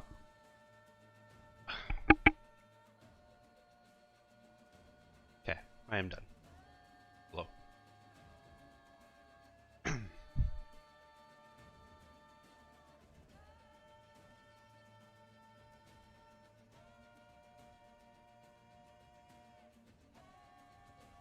Zaz. Yep. So Zaz is something I've considered, but the other thing for me is because I don't throw much, it's just not something I do. I'm not really playing close enough to the opponent to even throw. It's just not in my game. I need good lows, or at least one functional good low. And in my opinion, Zaz does not have good lows at all.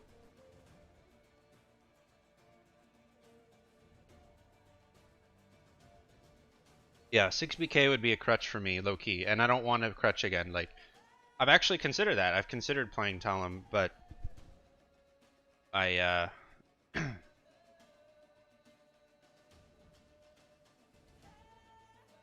yeah, I don't want to fall into the trap.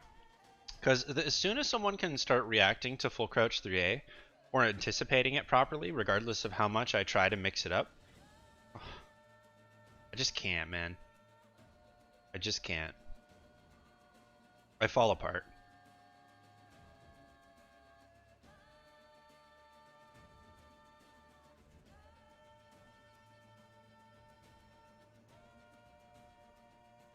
Cass? I don't find Cass fun.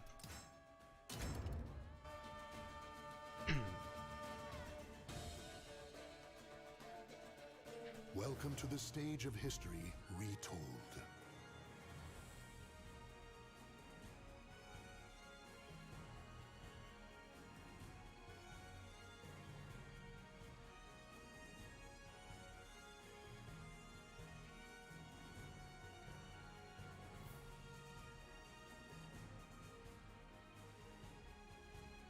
Yeah, I like Talim. I like Talim a lot, but I just don't know if she does what I want her to do. I like her though. Do I think season 3's guest? I have no idea, honestly.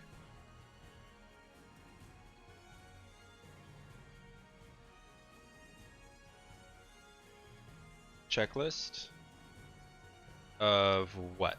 Sorry.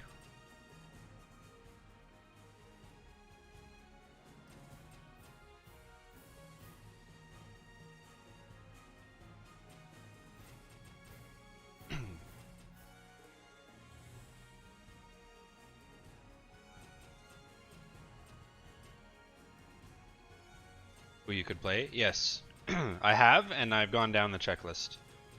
So, I like Cassandra a lot, but the way she plays, or the way she should be played in my opinion, doesn't really work for me. Her backstep is so ho-hum, I just don't want to bother.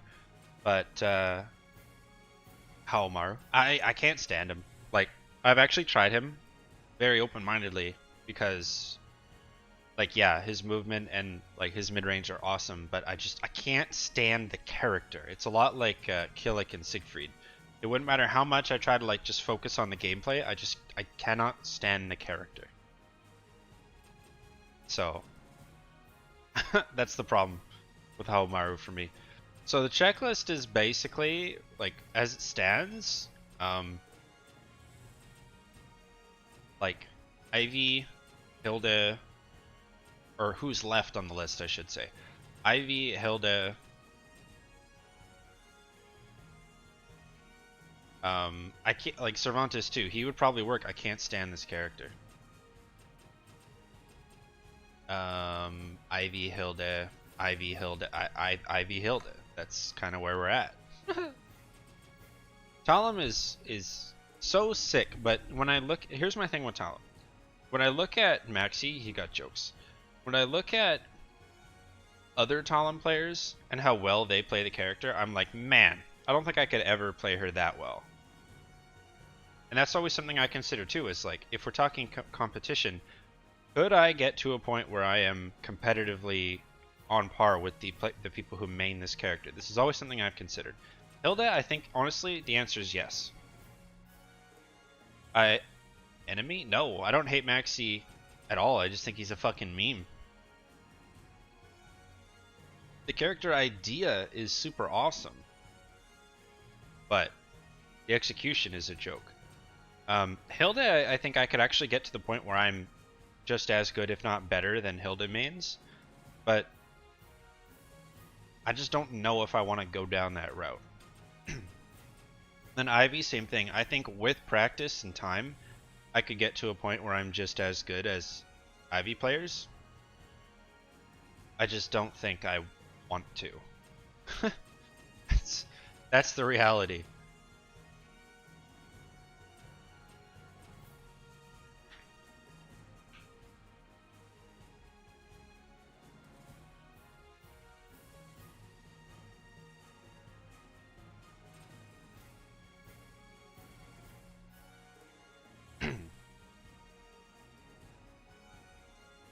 Ivy grab with hitbox. Ivy grabs are the one thing I'm good at with the character. Hello?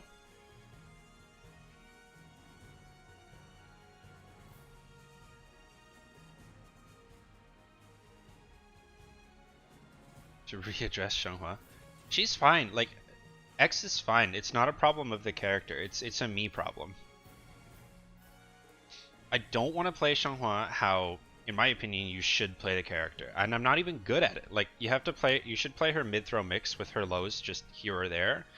Like, mids and throws, mids and throws, mids and throws, mids and throws. That's how you want to play this character. I don't want to play her that way. I don't play her that way. And I'm not even good at playing her that way. And she has a huge tool set. It's just low, mid, and like whiff punishing is an option, but why are you right? That's the problem. That's the problem I'm facing. A lot of backstep cancel. Like here, let's just pick Hilda for sake of picking a character.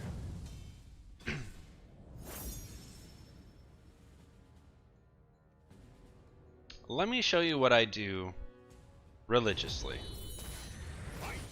as Xianghua, and if you can stop me from doing this, I kind of fall apart. And this isn't even something like I've tried to remedy this for the record. I'll do this all game long. Okay. Or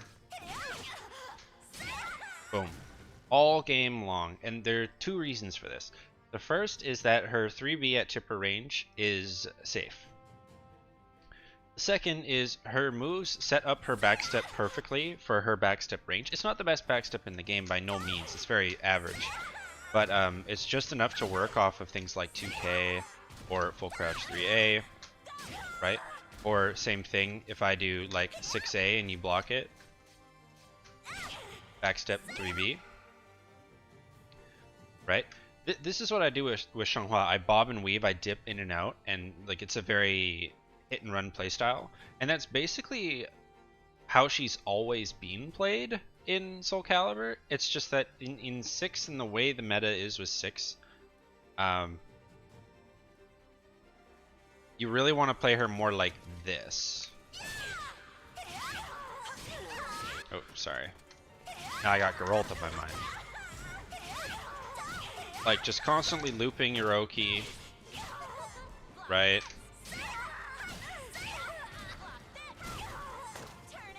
right? You roll up, maybe throw another safe launcher, throw another one. Very seldom will Xianghuas ever do this into backstep 3B. That's definitely a Zedd special. Instead, they'll usually go for the clash setup versus your 2A. Or not clash setup, but they try to bait the 2A, basically. Because 3B steppable. I don't understand. But in general, I play it at like, you know, full crouch 3A range. This is where I play Xianghua. But you can maybe see why playing her at this range is insufficient. Because check this out, right? The throwing is obviously going to whiff, right? But let's just center out a little bit here. 2K is going to whiff. 6A is going to whiff. 3B, or Tipper 3B range is sort of what we're talking about here. From Tipper 3B range, so little of Xianghua's kit is effective. Okay? That's the problem. Meta's focused on step and move. Well, yeah, and so if you play mid-throw mix, and ever since the vertical changes now, it's sort of pushed Xianghua in the direction of spamming 2-2B, because her 6B is so easy to step, and 6PA is just not good at all.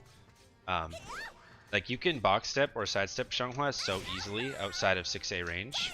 It's hilarious. So anyway, from this range right here, so much of Xianghua's kit is just non-existent. And now all the player has to do, like if I'm Hilda now, is one backstep and I'm whiffing every single move, including 3B. You see? So you can maybe see my hesitation for playing her this way, now that movement has been buffed, because now one mistake and one wrong read from me and I'm getting completely blown up. Even full crouch 3B. Right? You can see the problem. And so I'm always jockeying for this space when I'm playing a character who shouldn't even be in this space. Right? That's my problem. And so my intention is to maybe find a character who is designed to play in this space, so that way I can use Xianghua for other purposes. Or specific matchups. Does that make sense? What could they add to change this? Make this I-16 instead of I-18.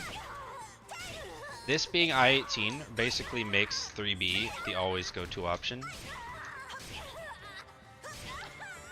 The other thing they could do is make give her like speed this up, because right now this is 24 frames at perfect execution, but it's 4-4A, and this is 22 frames and it's awful.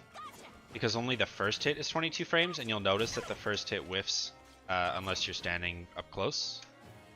So if she had a faster Hori mid, it would fix this problem entirely. So, but they shouldn't do that, and nor will they, because they want her to be very aggressive. I'm playing her defensive. See the problem? Sophidia is a character who I also think could work really well. She doesn't have the charges that I, don't want to do with Hilda, because the reason why I don't like charges with Hilda isn't so much holding the button down. That's easy. I can do that. The reason why I don't like charging moves with Hilda is if I'm charging A like I am right now, I don't have immediate access to my 12 frame punish, my 12 frame 2A, or my 14 frame punish outside of doing 6-6K, which is pretty tricky to get on a 14 frame punish. So charging B, that's fine. Like, I can charge B all day long. But charging A, it's like a big no-no for me. I really, want access to these moves. Hey, Libel, how's it going? So, yeah. Sophie, I've tried to play Sophie so many times, and it just falls flat every time. Huang? No, I don't have fun playing him, actually. I find him very dry.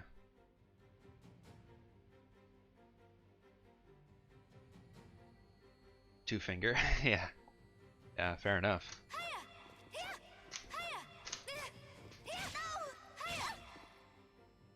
baiting Gary. I played him yesterday and today, but I come to realize, like, yeah, I just don't see why you'd play Geralt over other characters right now.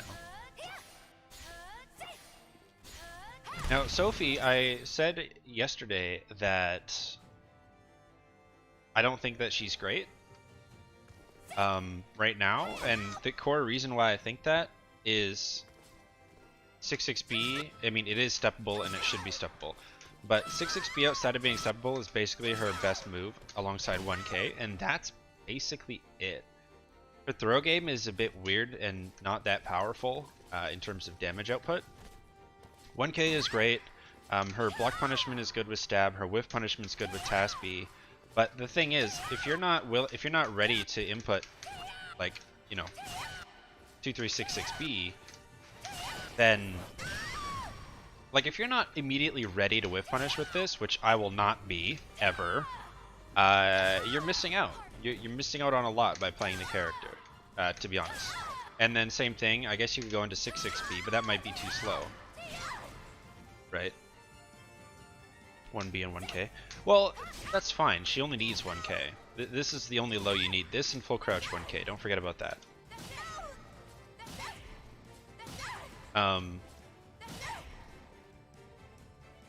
The other problem with Sophie, you say that her 6-6B, A, and grab will look the same, but, you know, riddle me this. So this doesn't track anymore. It really doesn't. The hitbox might clip you, sure, but that's pretty standard in Soul Calibur. What I do against Sophie now, even like Sefukai's Sophie, and I've actually been seeing more success against him since I've been doing it, is this is my neutral. That's my neutral. Oh, you flinch? Block. Oh, and now I block punish your 6-6-A. Cool. Rinse and repeat. Because if he tries to commit to the 6-6-B, it's straight up gonna whiff. It's gonna whiff. And so it gets to a point where I'm starting to bait it, where I'm just kind of like doing nothing, and then I'm looking for movement, and then just launch punish. And I did this a lot on Wednesday in my set against his Sophie, and you would see this, like, it was such a simple game plan. All I did was bait the 6-6-B, sidestep, and then if he did something, I would just block, and then 6-6-A I would block, punish, and if he did 6-6-B, it would whiff, punish. That was it. Like, that was the game plan. And so it relegated Sophie and him to play up close, which Sophie doesn't really, like, she's decent at it, but it's not her strong suit. And playing Xianghua, very difficult to punish this character. You don't get many opportunities to get stabbed. So that's my thing with Sophie. If she wants to catch the step in the nooch, punishable and punishable. But the thing with this one, thankfully, is that to her range, it's basically safe against most of the cast. But 6-6-A, consistently -12. This is inconsistently -10 to 14.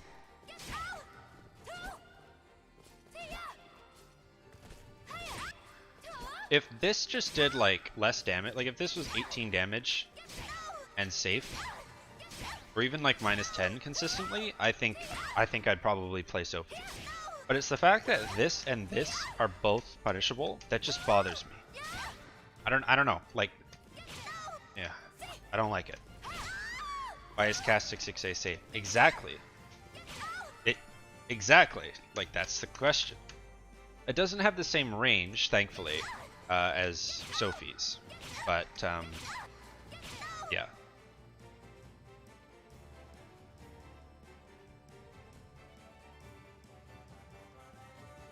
Other than the range, they're pretty comparable moves.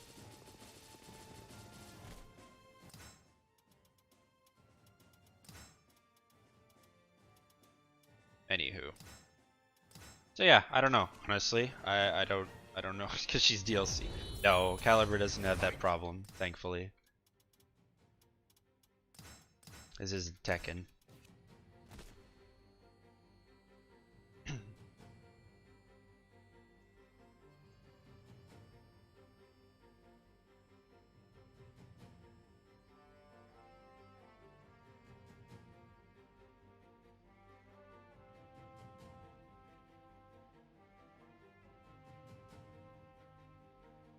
It's a serviceable Hori mid. Like, it's not strong, but at least it's functional and she has one. But yeah, it is a bit slow. Like, the fact you have to do it from 66A, it becomes more like I-20. But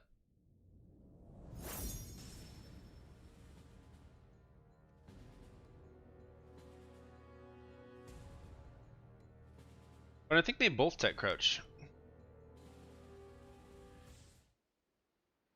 Omen. God, why did I sign up for this End of Days tournament? All East Coast players.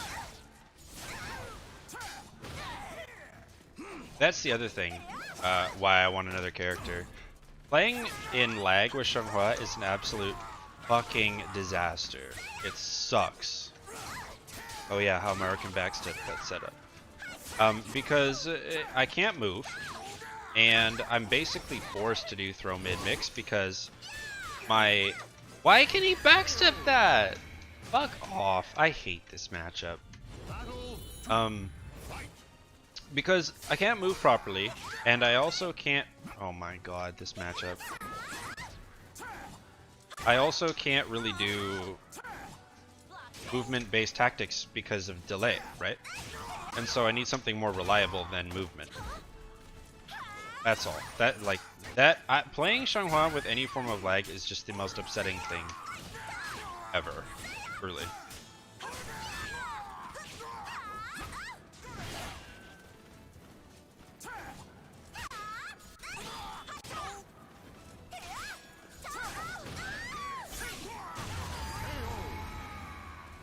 The boots, yeah.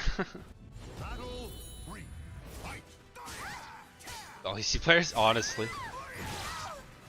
I don't know why I signed up for it. I even said I was done with the net play if that's East Coast because Buminati banned me from playing because I'm West Coast Canada. So I was like, well, fuck it. If that's the attitude, then fine. I'm done.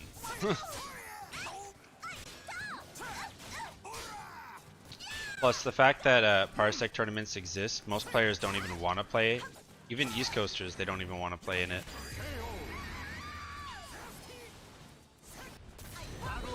That doesn't necessarily sway my opinion of it, but it's more just who is competing.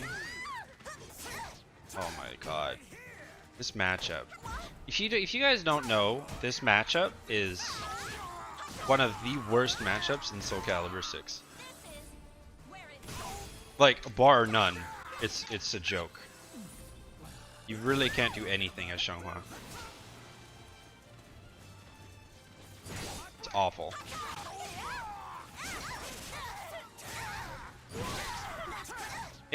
I'm +2 on block and he can still backstep me.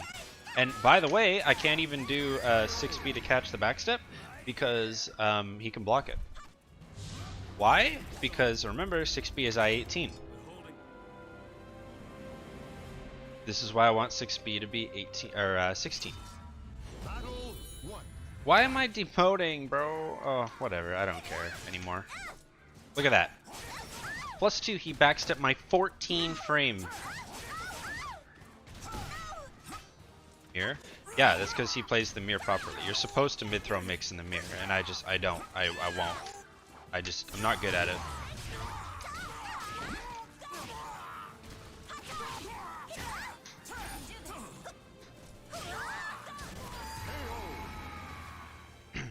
Better than previous? I mean, yeah, it was pretty close overall. I just don't like chucking, you know. I just don't like it with Xianghua. I also hate the mirror, I always have, because you don't get to do anything.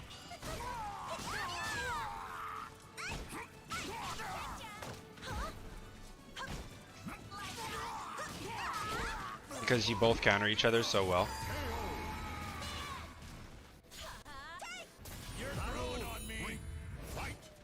The only reason I have 2 rounds is because it's this stage. Literally.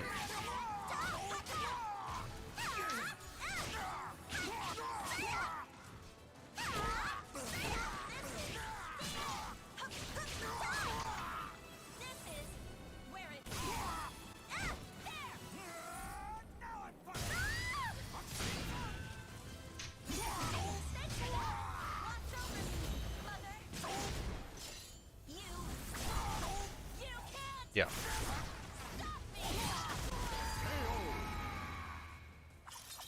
Just kidding. So yeah, I just Claim victory. Thanks for the I exercise. still like this character, but I genuinely don't think she does what I want her to do. Or I don't think you should play her how I want to play her. And like right now, it's the same goddamn competitors in every single tournament. So it's going to continue to work, but like in a world where SC6 is at offline events, it's not going to work. Once people start grinding and taking the game seriously again. Like I'll tell you something, it doesn't matter if you're me or other players who grind. We have not been labbing shit because there's no reason to. There's no reason to lab right now. So, you know, if there's a world where it comes back to offline, yeah, I'm done. And plus, remember too that offline full crouch 3A becomes more reactable. No, because they just labbing like different playstyles and stuff. And even though I can't react to full crouch 3A, I know some people who can. Like consistently, and so running into players like that would completely delete me in a tournament environment.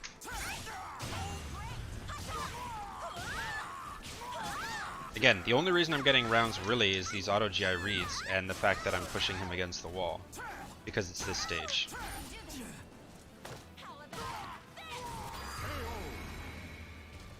It's not that reactable. Not the 3A, the full crouch 3A. Yeah, her 3A is slow as hell. For what it does. Doing full crouch 3A from neutral, specifically, is the point worth considering.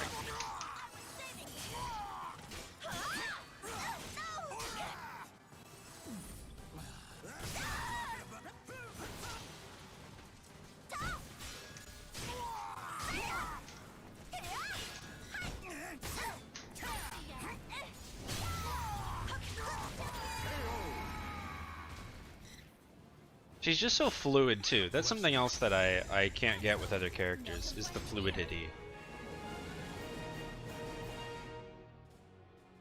The way she works, the way she moves, the way you can just, at least for me, the sheer amount of setups I have with this character is gross. The damage, yeah, exactly. S rank? No. I can rarely, or I can basically never get S rank because I never find people near my rank who are good enough connection to be worth grinding points against.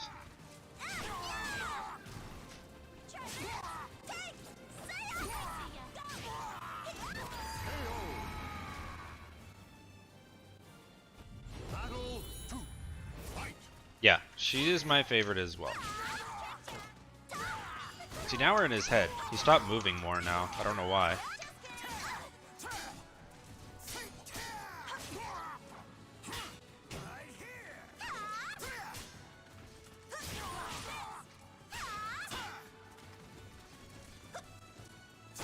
Oh, I should have just stayed down, Kappa. Cool.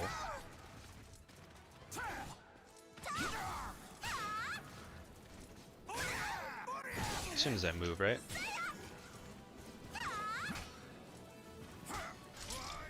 Whoa, big man. Whoa, big man. You can't hit confirm that, I'll give him that.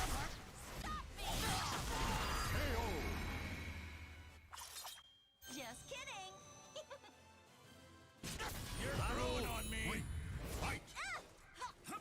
Ah, I should have stayed. Oops. I definitely 4-8'd there. Okay.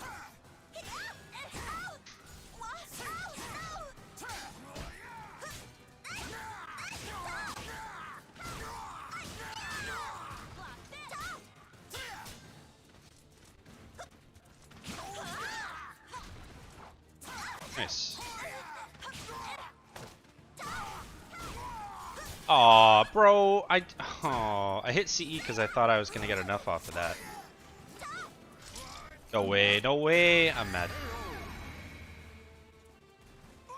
Yeah. Yeah, her CE is pretty annoying. Oh my god, what a dumb game.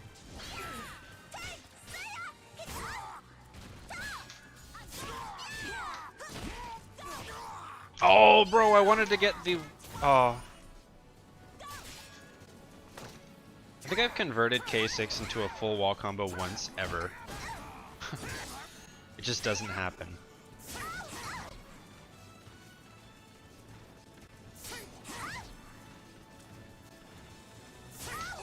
Bro, IGI! No.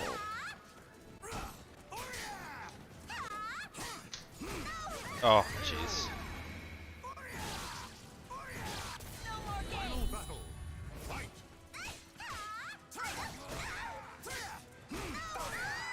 Imagine step ducking that online. Couldn't be me. In lag specifically. I'm gonna go like this so I can get a good soul charge splat.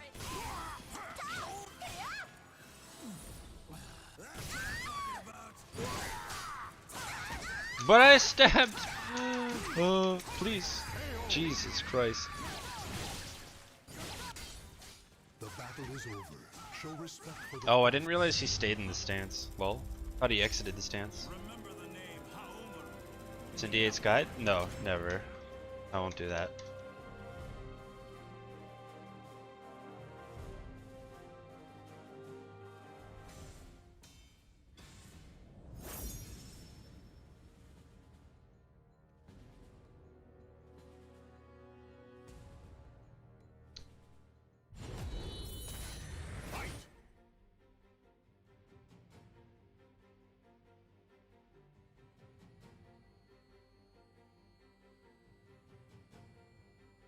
I mean, if you want to give me the Cole's notes of his opinion of the character, then sure.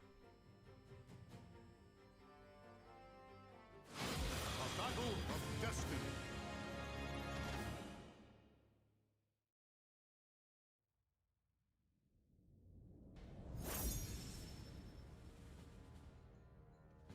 Oh.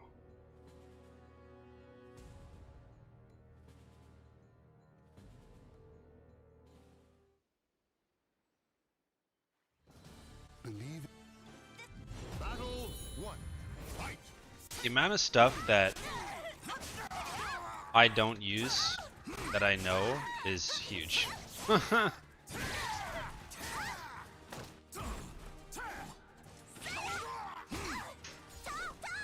And the sheer amount of stuff that I have not used from other players, like 6-6 PB after Battle 2. Fight. back throw. You mean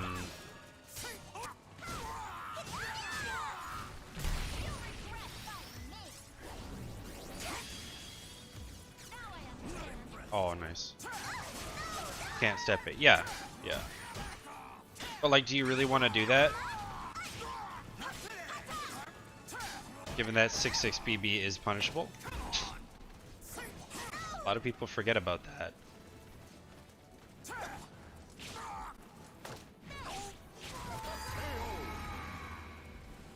And if they stay down, then you're really fucked. Battle 3.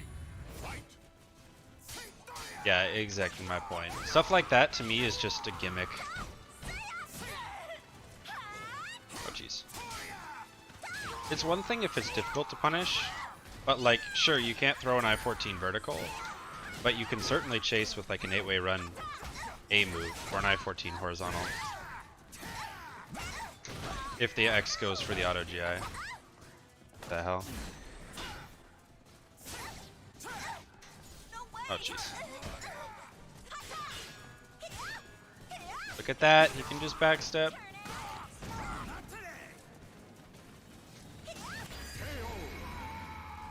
There's always a mix, not after 6-6B. See, stuff like that just sucks. Look at that, he blocked it! Oh god, I hate this character. Oops.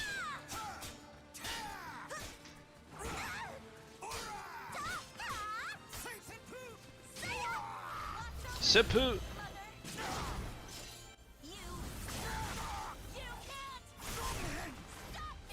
Oh, right. I was gonna say, it definitely sounds like, you know, I'm exaggerating, but I have basically learned everything about Xianghua myself, other than maybe fine details of like frame data. Um, obviously. um, in terms of application of different tech and and combos, of course, combos. I don't really do combos. But in terms of tech, yeah, it's always been just me. I don't like usually when people come up with tech, it's either like one layer deep, or it doesn't even cover many options, or it's not good, or I don't like it. So for me, it's always been like a lone wolf lab gang when it comes to X, and because of that reason, um,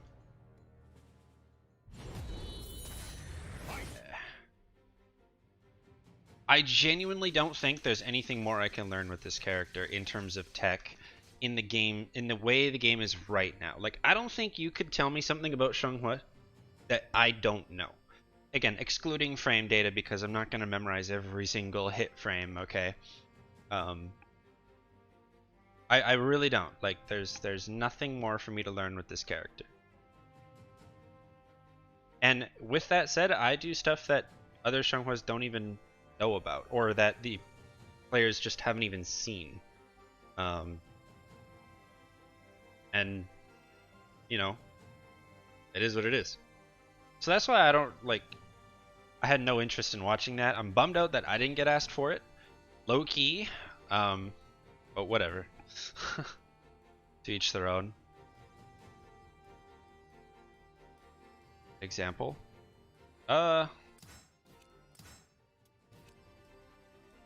Sometimes it's like matchup specific stuff too, and I'm also counting matchup specific tech, by the way. Specifics. Oh gosh. Now I'm just trying to think of something that's like.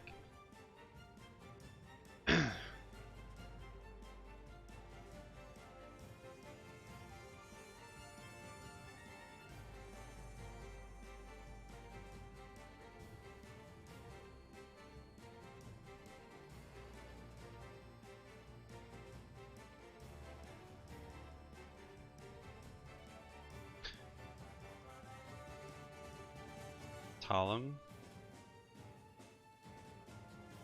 Well, like if you're asking for stuff that most people wouldn't know, in terms of matchup stuff, I'd hope people would know the basics. Well, sure, yeah, I'll give you a Cassandra example.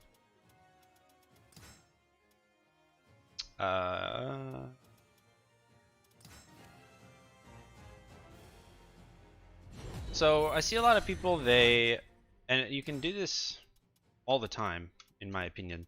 I see a lot of people, they sort of respect Cassandra's 22k a lot because of this and this. Now this, you know, this can be a problem. Oh, wait. Either way, it can be a problem because it's like a mid, and if you're respecting it, it can catch you if you try to like swing late, right? Like that. Like I-10s work here, but yeah, I-12s trade. So you would have to be like really on point with your I-12, and you're still eating so much damage. So you don't want to swing here, right? And because of that, she can sort of do this into continued pressure.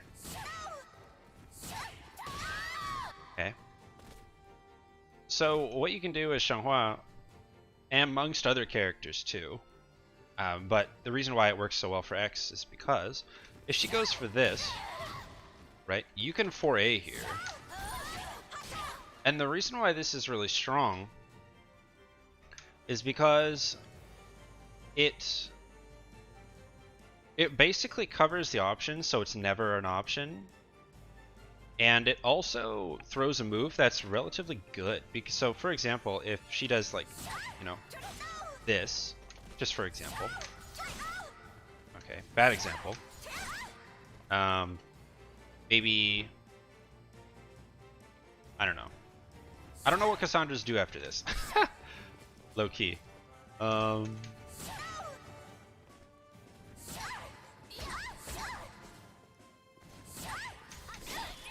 Flashes.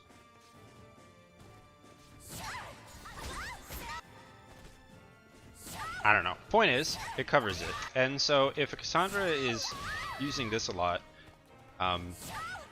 it's not the worst idea to throw it at 4A here, because if it GIs, then great. And if it doesn't, then you're -10, which she can punish. But the way 4AA works is that you can't swing the I-10 even if you block the first hit.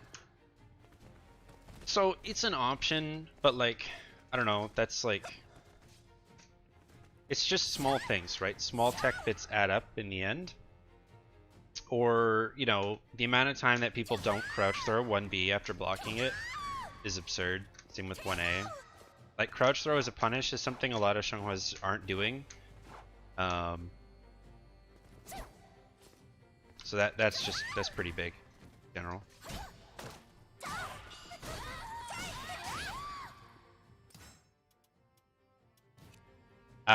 Applications of this, pretty unique to me. Same with 4-4B. I know more Shenghuas use this now than before, but it's generally because of me. But this move in particular is pretty big for me, and there are a lot of situations where I'll use it.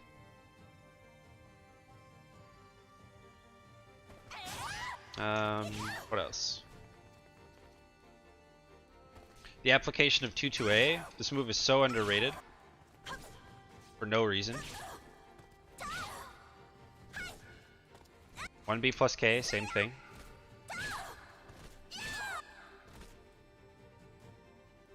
This move? No, because generally the problem with this move is even if you try to GI into this, it's not actually guaranteed. It's super inconsistent, like disgustingly inconsistent, because it depends on what frame of the auto GI that you hit them with. That determines whether or not this is guaranteed. So it's not worth it unless you're in stance, and you have to understand why you're doing it in stance.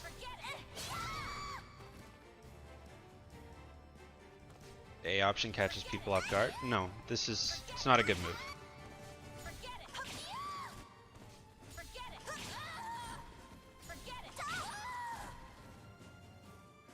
Because if the opponent's paying attention and you commit to this, you have to fully spin before you can do anything. So, like, you might catch the opponent off guard, that doesn't make it good. Right? That doesn't mean something's good.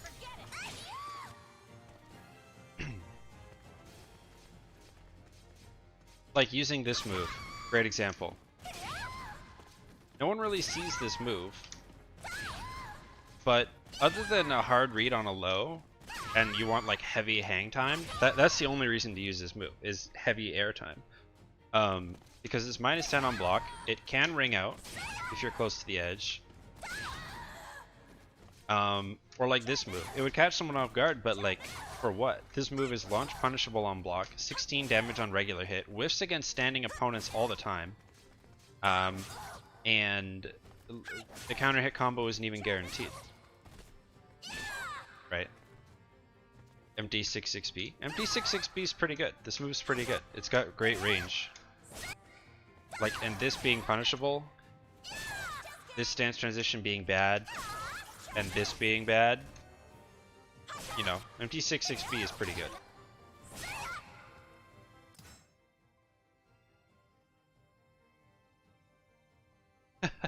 Cause reasons. Cause reasons. That's why.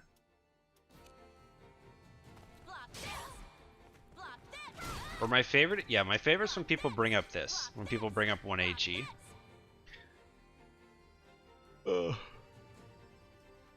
Makes me laugh. Because, like, the low is safe, but the mid is awful. Like, the mid is the one that you're not afraid of, and you can just step both. So you're forcing her to do something like this.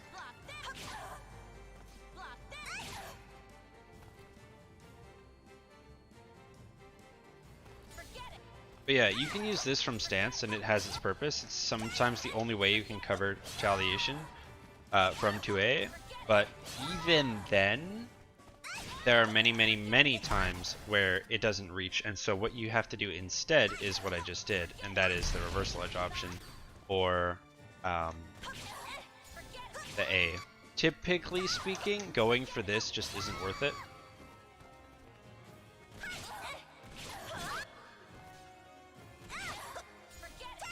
So, I oftentimes, if I'm using this auto GI with intention of going for it, I will often just do the REB. Or the B option into RE, excuse me.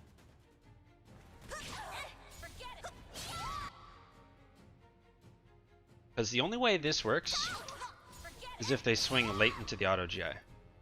Otherwise, it's duckable. So, and because of that fact, I've had times where sometimes the high will be ducked as well. This one. That's the reason why I go for REB. Because if they block it, or the B reverse sledge. Is aggressive Xianghua viable? That's how you should play her. If they block this, it's -2.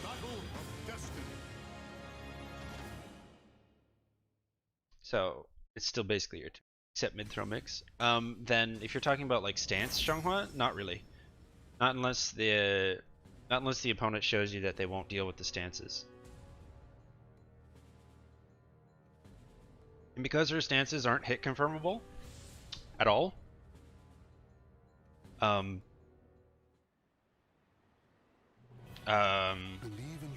it's always a heavy commitment. And many characters have moves that can just straight up beat the stance on block. Well, no, every character has moves that can beat them on block. Wow, that was so delayed. And most characters, what the fu- oh, it's laggy. Okay, I couldn't tell. Yikes. Yeah, it's just eating my inputs. Her stances aren't even that good on hit. She has 2 real transitions on hit. The rest lose to 2A unless you're willing to B plus K. So her stances are more like icing rather than a game plan. Always attack, dude. I'm telling you, I've been saying this shit for months. Takis are always the Wi-Fi players. Because they see their big titty goth GF from the Soul Calibur 2 trailer and they're like, oh man. Fap, fap, fap. For no regard of their internet quality.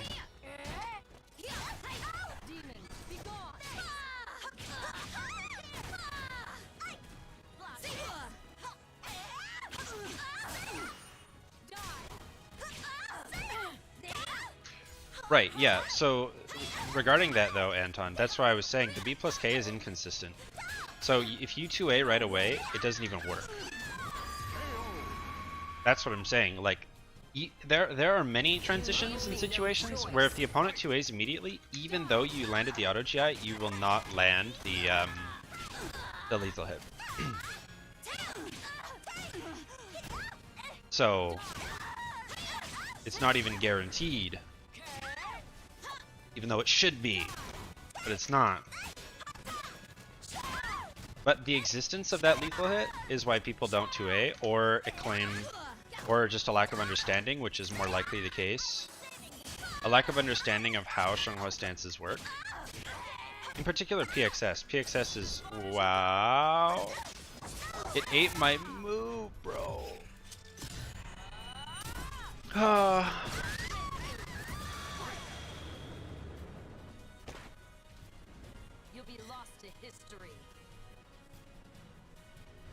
Battle 4. Fight. Bitch.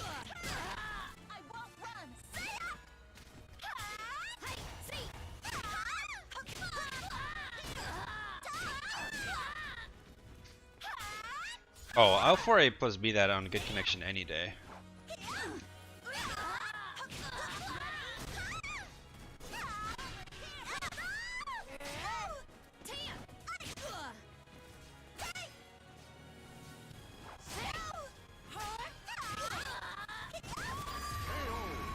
You'll be lost in lag, honestly. Justice will prevail. And he wants to rematch. Bro, come on. Cute, but no thanks.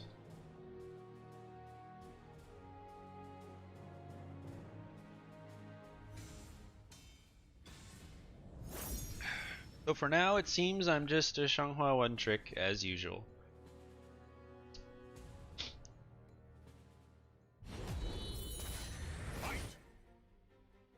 The one thing that, like, the one big thing for X with me that I do appreciate is outside of CE, her punishment is pretty trash.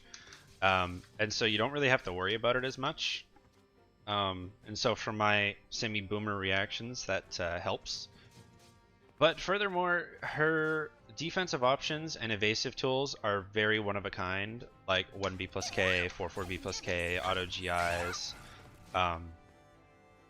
Stuff like that is really valuable to me, and many characters, if not basically the whole cast, don't have options like that. And so one thing that hasn't changed for Xianghua at all is her counter tools are ridiculous. Like she is still the queen of counters, and like just countering any game plan you have, any strings you have, any offensive rushdown you have, X is going to be in your face to say no, stop it. So that's really important to me. Challenge your limits. Given that I tend to struggle with rushdown. Dude, can I not fight this guy all day long? What game plan's viable except mid-throw, the way I play her? But even then, it's viable. You can play any character however you want, but in terms of competitive optimization, you really want to play mid-throw with this character. You can play her pokey in movement, it's just not as effective. Take my word for it. You know how long it takes me to win? Like how much more effort I have to put in to get the W compared to, you know, just for example Incendiate when he's doing his mid-throw shenanigans? A lot.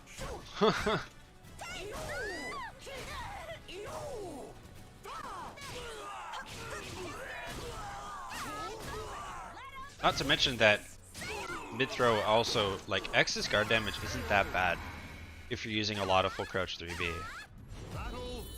And her guard break combos are nutty in terms of damage because she has great options for no scaling. Pretty one of a kind.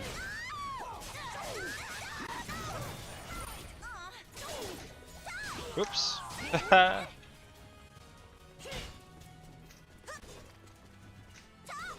And so I tend to play her very mid-range, and it just isn't that good, in my opinion. Oops. I definitely thought that was full crouch 3K.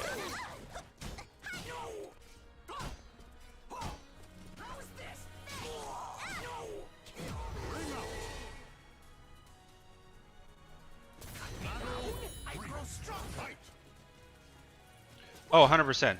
Yeah, like, I've tried though, like, you guys know this. I've tried to, like, have full streams where I'm just like, okay, mid-throw mix, let's go.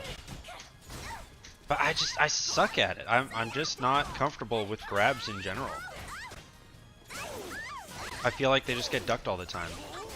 Which means, like, I'm being too predictable with my grabs, but, like, I'm not an idiot. Like, I know how to not be predictable, but with grabs specifically, I'm super predictable, and I don't know. I've just accepted it. Like that's just my reality. Yeah, Siegfried. Yeah, Siegfried's a good example. Nightmare, Astaroth. Oh god, yeah. That's why I'm ass against Astaroth, because you wanna fight that character with like copious spammy amounts of full crouch 3B. Incendiate, so good at read. I don't react, I just read. But the reads are different, right? So for me, it's like the read is in my backstep whiff punish, whereas he tends to land a lot of he gets a lot of GIs. I do them too, but he lands them more than I do for sure.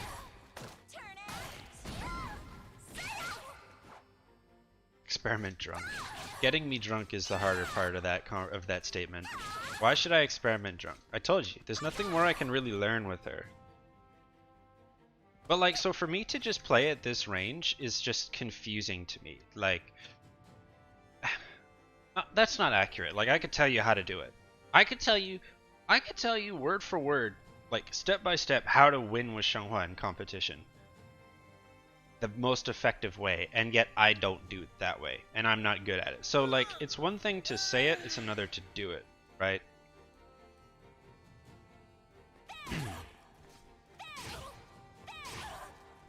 Oh, I see. Yeah, that's true. 1,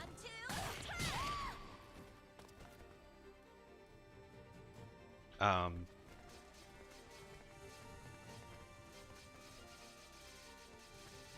What was I gonna say on that note? Oh yeah, for me, like every time I try to full crouch 3B, every time I try to 2TB, it's always just too slow. Like I just get stuffed, and so I don't really, I don't know. And like my throws, I always feel like they're ducked, and so I've just opted not to play that way. I've tried to play that way ever since season 1 to add variety, and like I still have a varying game plan. It's just my game plan goes from being movement with punish based to more poke based, and even then it still isn't mid throw based. It's more like I go from backstep game plan to frame data game plan. Like I start playing the frames like a mother trucker and just going heavy on the reads with offense. I don't do like this on loop. I'll do it if I need to, like in small increments, sure, but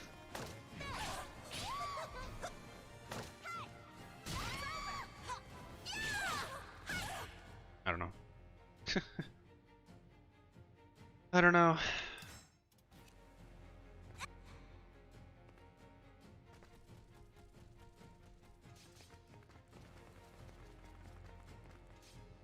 It's not for a lack of it's not for a lack of trying, that's for sure. A battle of destiny.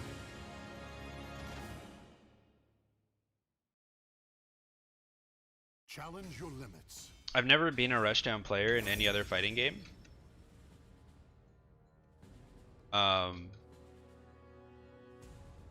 Like ever at all. It's always zoner or space control. And so for me to play X is very strange. And the way I play her is very reminiscent of those other characters and those other styles. And that's sort of where the disconnect is. I've never been good at the offensive game plan in other fighting games, and that's frankly no different here. Like, my Oki decisions are quite good, but that's just from practice, right? And that's just one small part of the game. That's not, you know, that's not enough to build a whole game plan around for me. Oh, jeez. Oops, that was late. Low. I tried to OS and it didn't come out. Battle 2. Fight.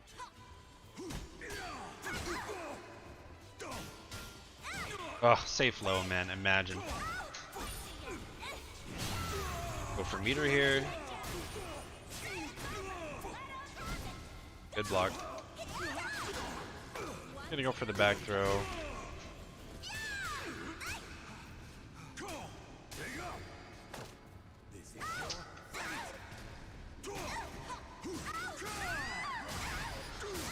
Oh, jeez.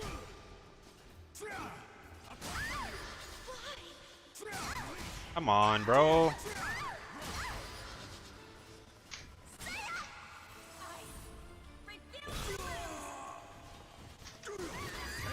As soon as I move.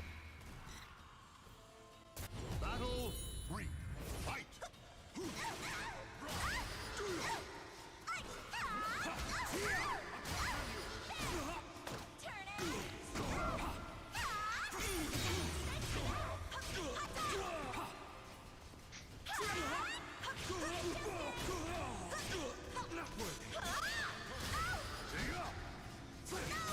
Uh-oh.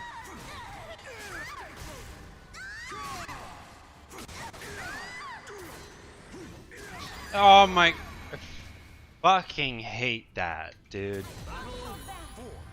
All I had to do was CE there. What did I do? Launch. Why? Because it's a good habit. Oh.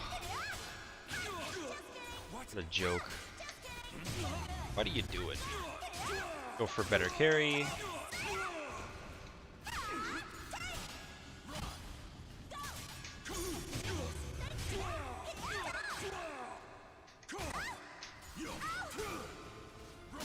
Ow. Bruh. Excuse me.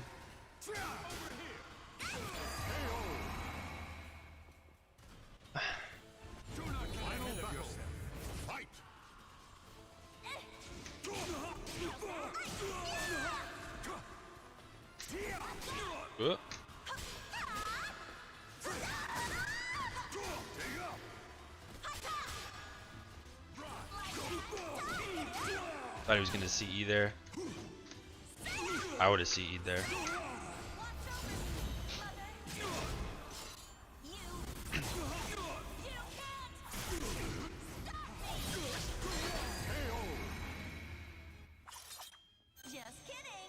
See, and then stuff like this happens, right? Like, I get games like this. Hey, AJ.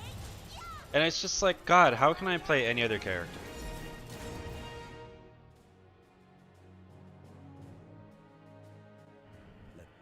Battle 1. Fight. It's hard, man.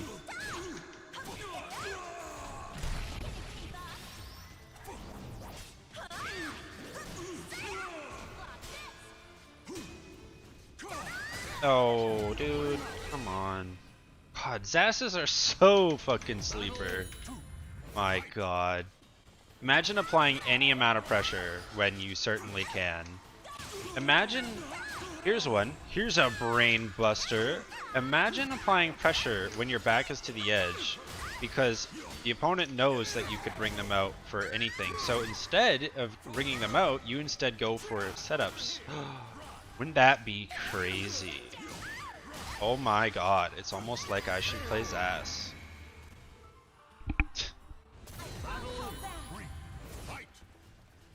Do you know how free 214B plus K is as Zas if your back's to the wall? Like, do you understand how one-dimensional Zas players think when their back is to the wall? It's insane. I should seriously.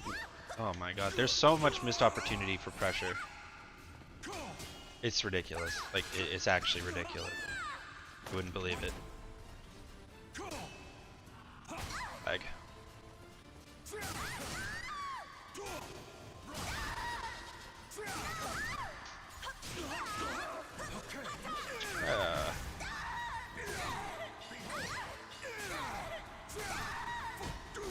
Oh, fuck. Oh, I forgot that was one input.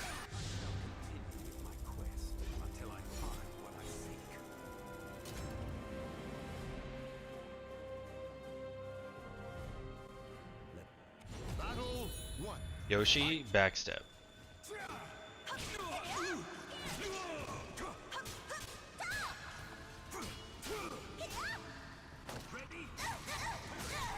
Where's my punish, yo?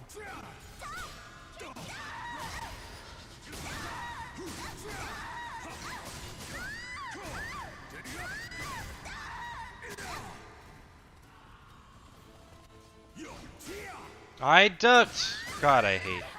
Ugh. Ugh. Oh, hello.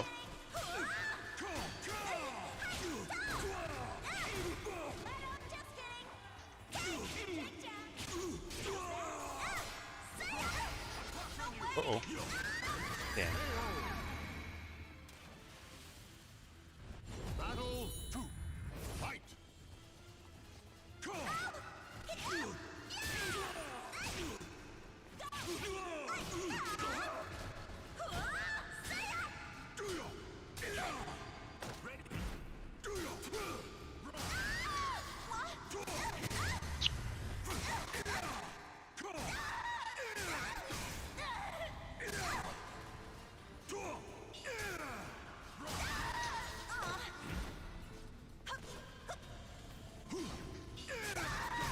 What?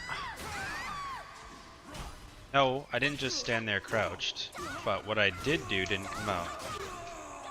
God, that's annoying.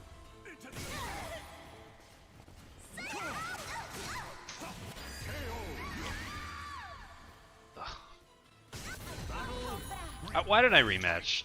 My connection with Brash is awful. Why did I do this?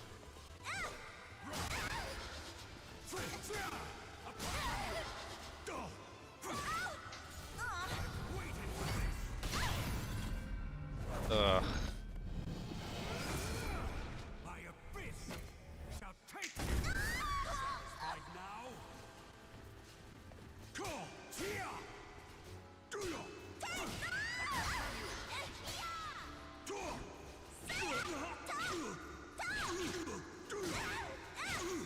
Whoa! Okay, yeah, fuck. Okay. Holy! I tried to do full crouch 3A into 2A again, and it gave me... It gave me sidestep A. Are you kidding me, dude?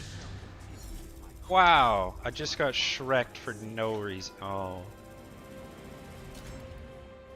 Wow. Yes, Zedd. Yes, you totally want to do full crouch 3A into sidestep 5A. Yes, that's a great option.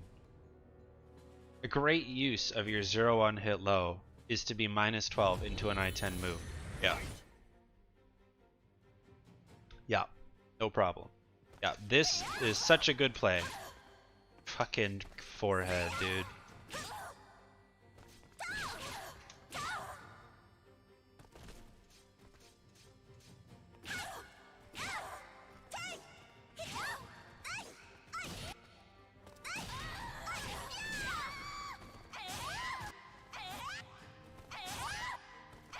You know, it's cool that this does 40 damage, but like, it's so punishable. It's tragic.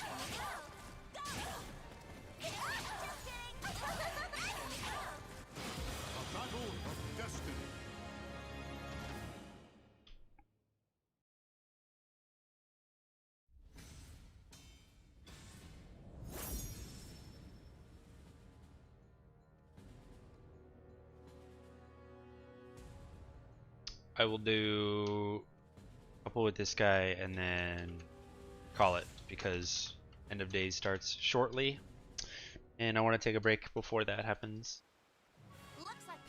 Battle 1. Fight. Fuck you. Fuck you. Oh my gosh. That I can't stand that. That's where I start to lose it. Come on.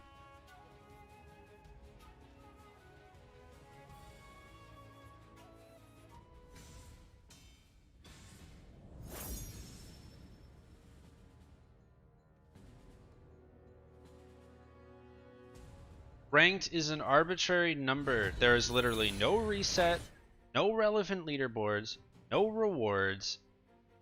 Who cares, dude? Oh my god. Ranked is just a way to queue up and find a match. Like that is all there is to it. There's no quick play, unranked, you know, option. It's just ranked. Like, come on. Fuck off. Ranked is just your non-lobby queue style. Like, that's all it is.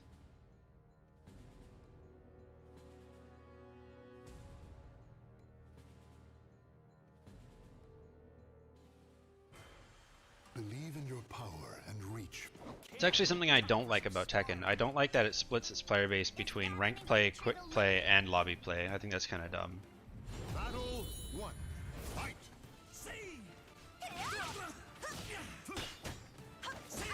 Ooh.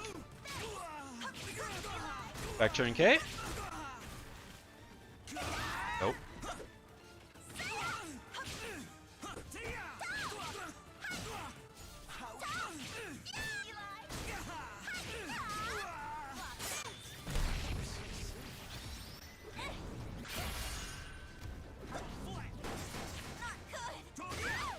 Really? That's great.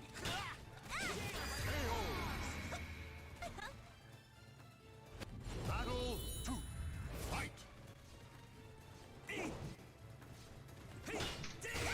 Oh, because he was further away, the timing was off. Trash, bro. Imagine me giving a shit about your plus frames. You're Kalik, bro. Come on. Oh, what? Come on.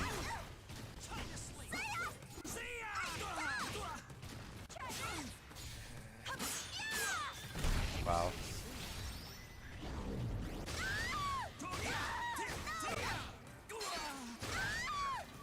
Imagine me giving a shit about your plus on hit setups. Imagine. Couldn't be me. Just kidding. New trailer? No, I didn't. Battle 3. Fight. The only thing Pokemon related I like is the competitive Pokemon stuff. I think the strategy that goes into that is super cool. The games are all the same shit. And the new Pokemon are awful. Like, they look awful. They don't even make sense anymore. Because originally, Pokemons were all derived from, like, animals. And that's not a thing anymore. And so they're just awful. Animals or, like, objects and things. Now they're just stretching. They're just throwing words together. Like, they're just coming up with random garbage. The battle is over. Show respect for the fallen who fought. Like, they're running out of ideas so bad. Like, even some of the names in the recent gens, I'm like, I don't even know how to say that. Like, what? International, well, yeah, obviously. But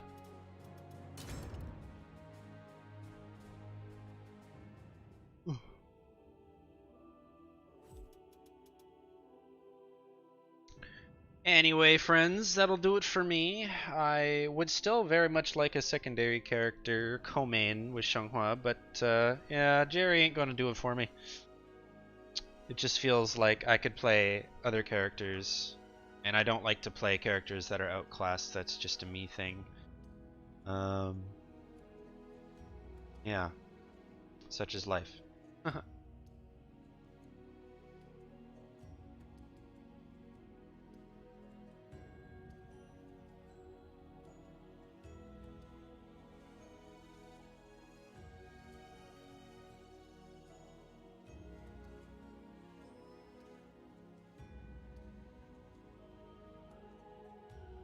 Yeah, thanks for watching, friends. I'll catch you later.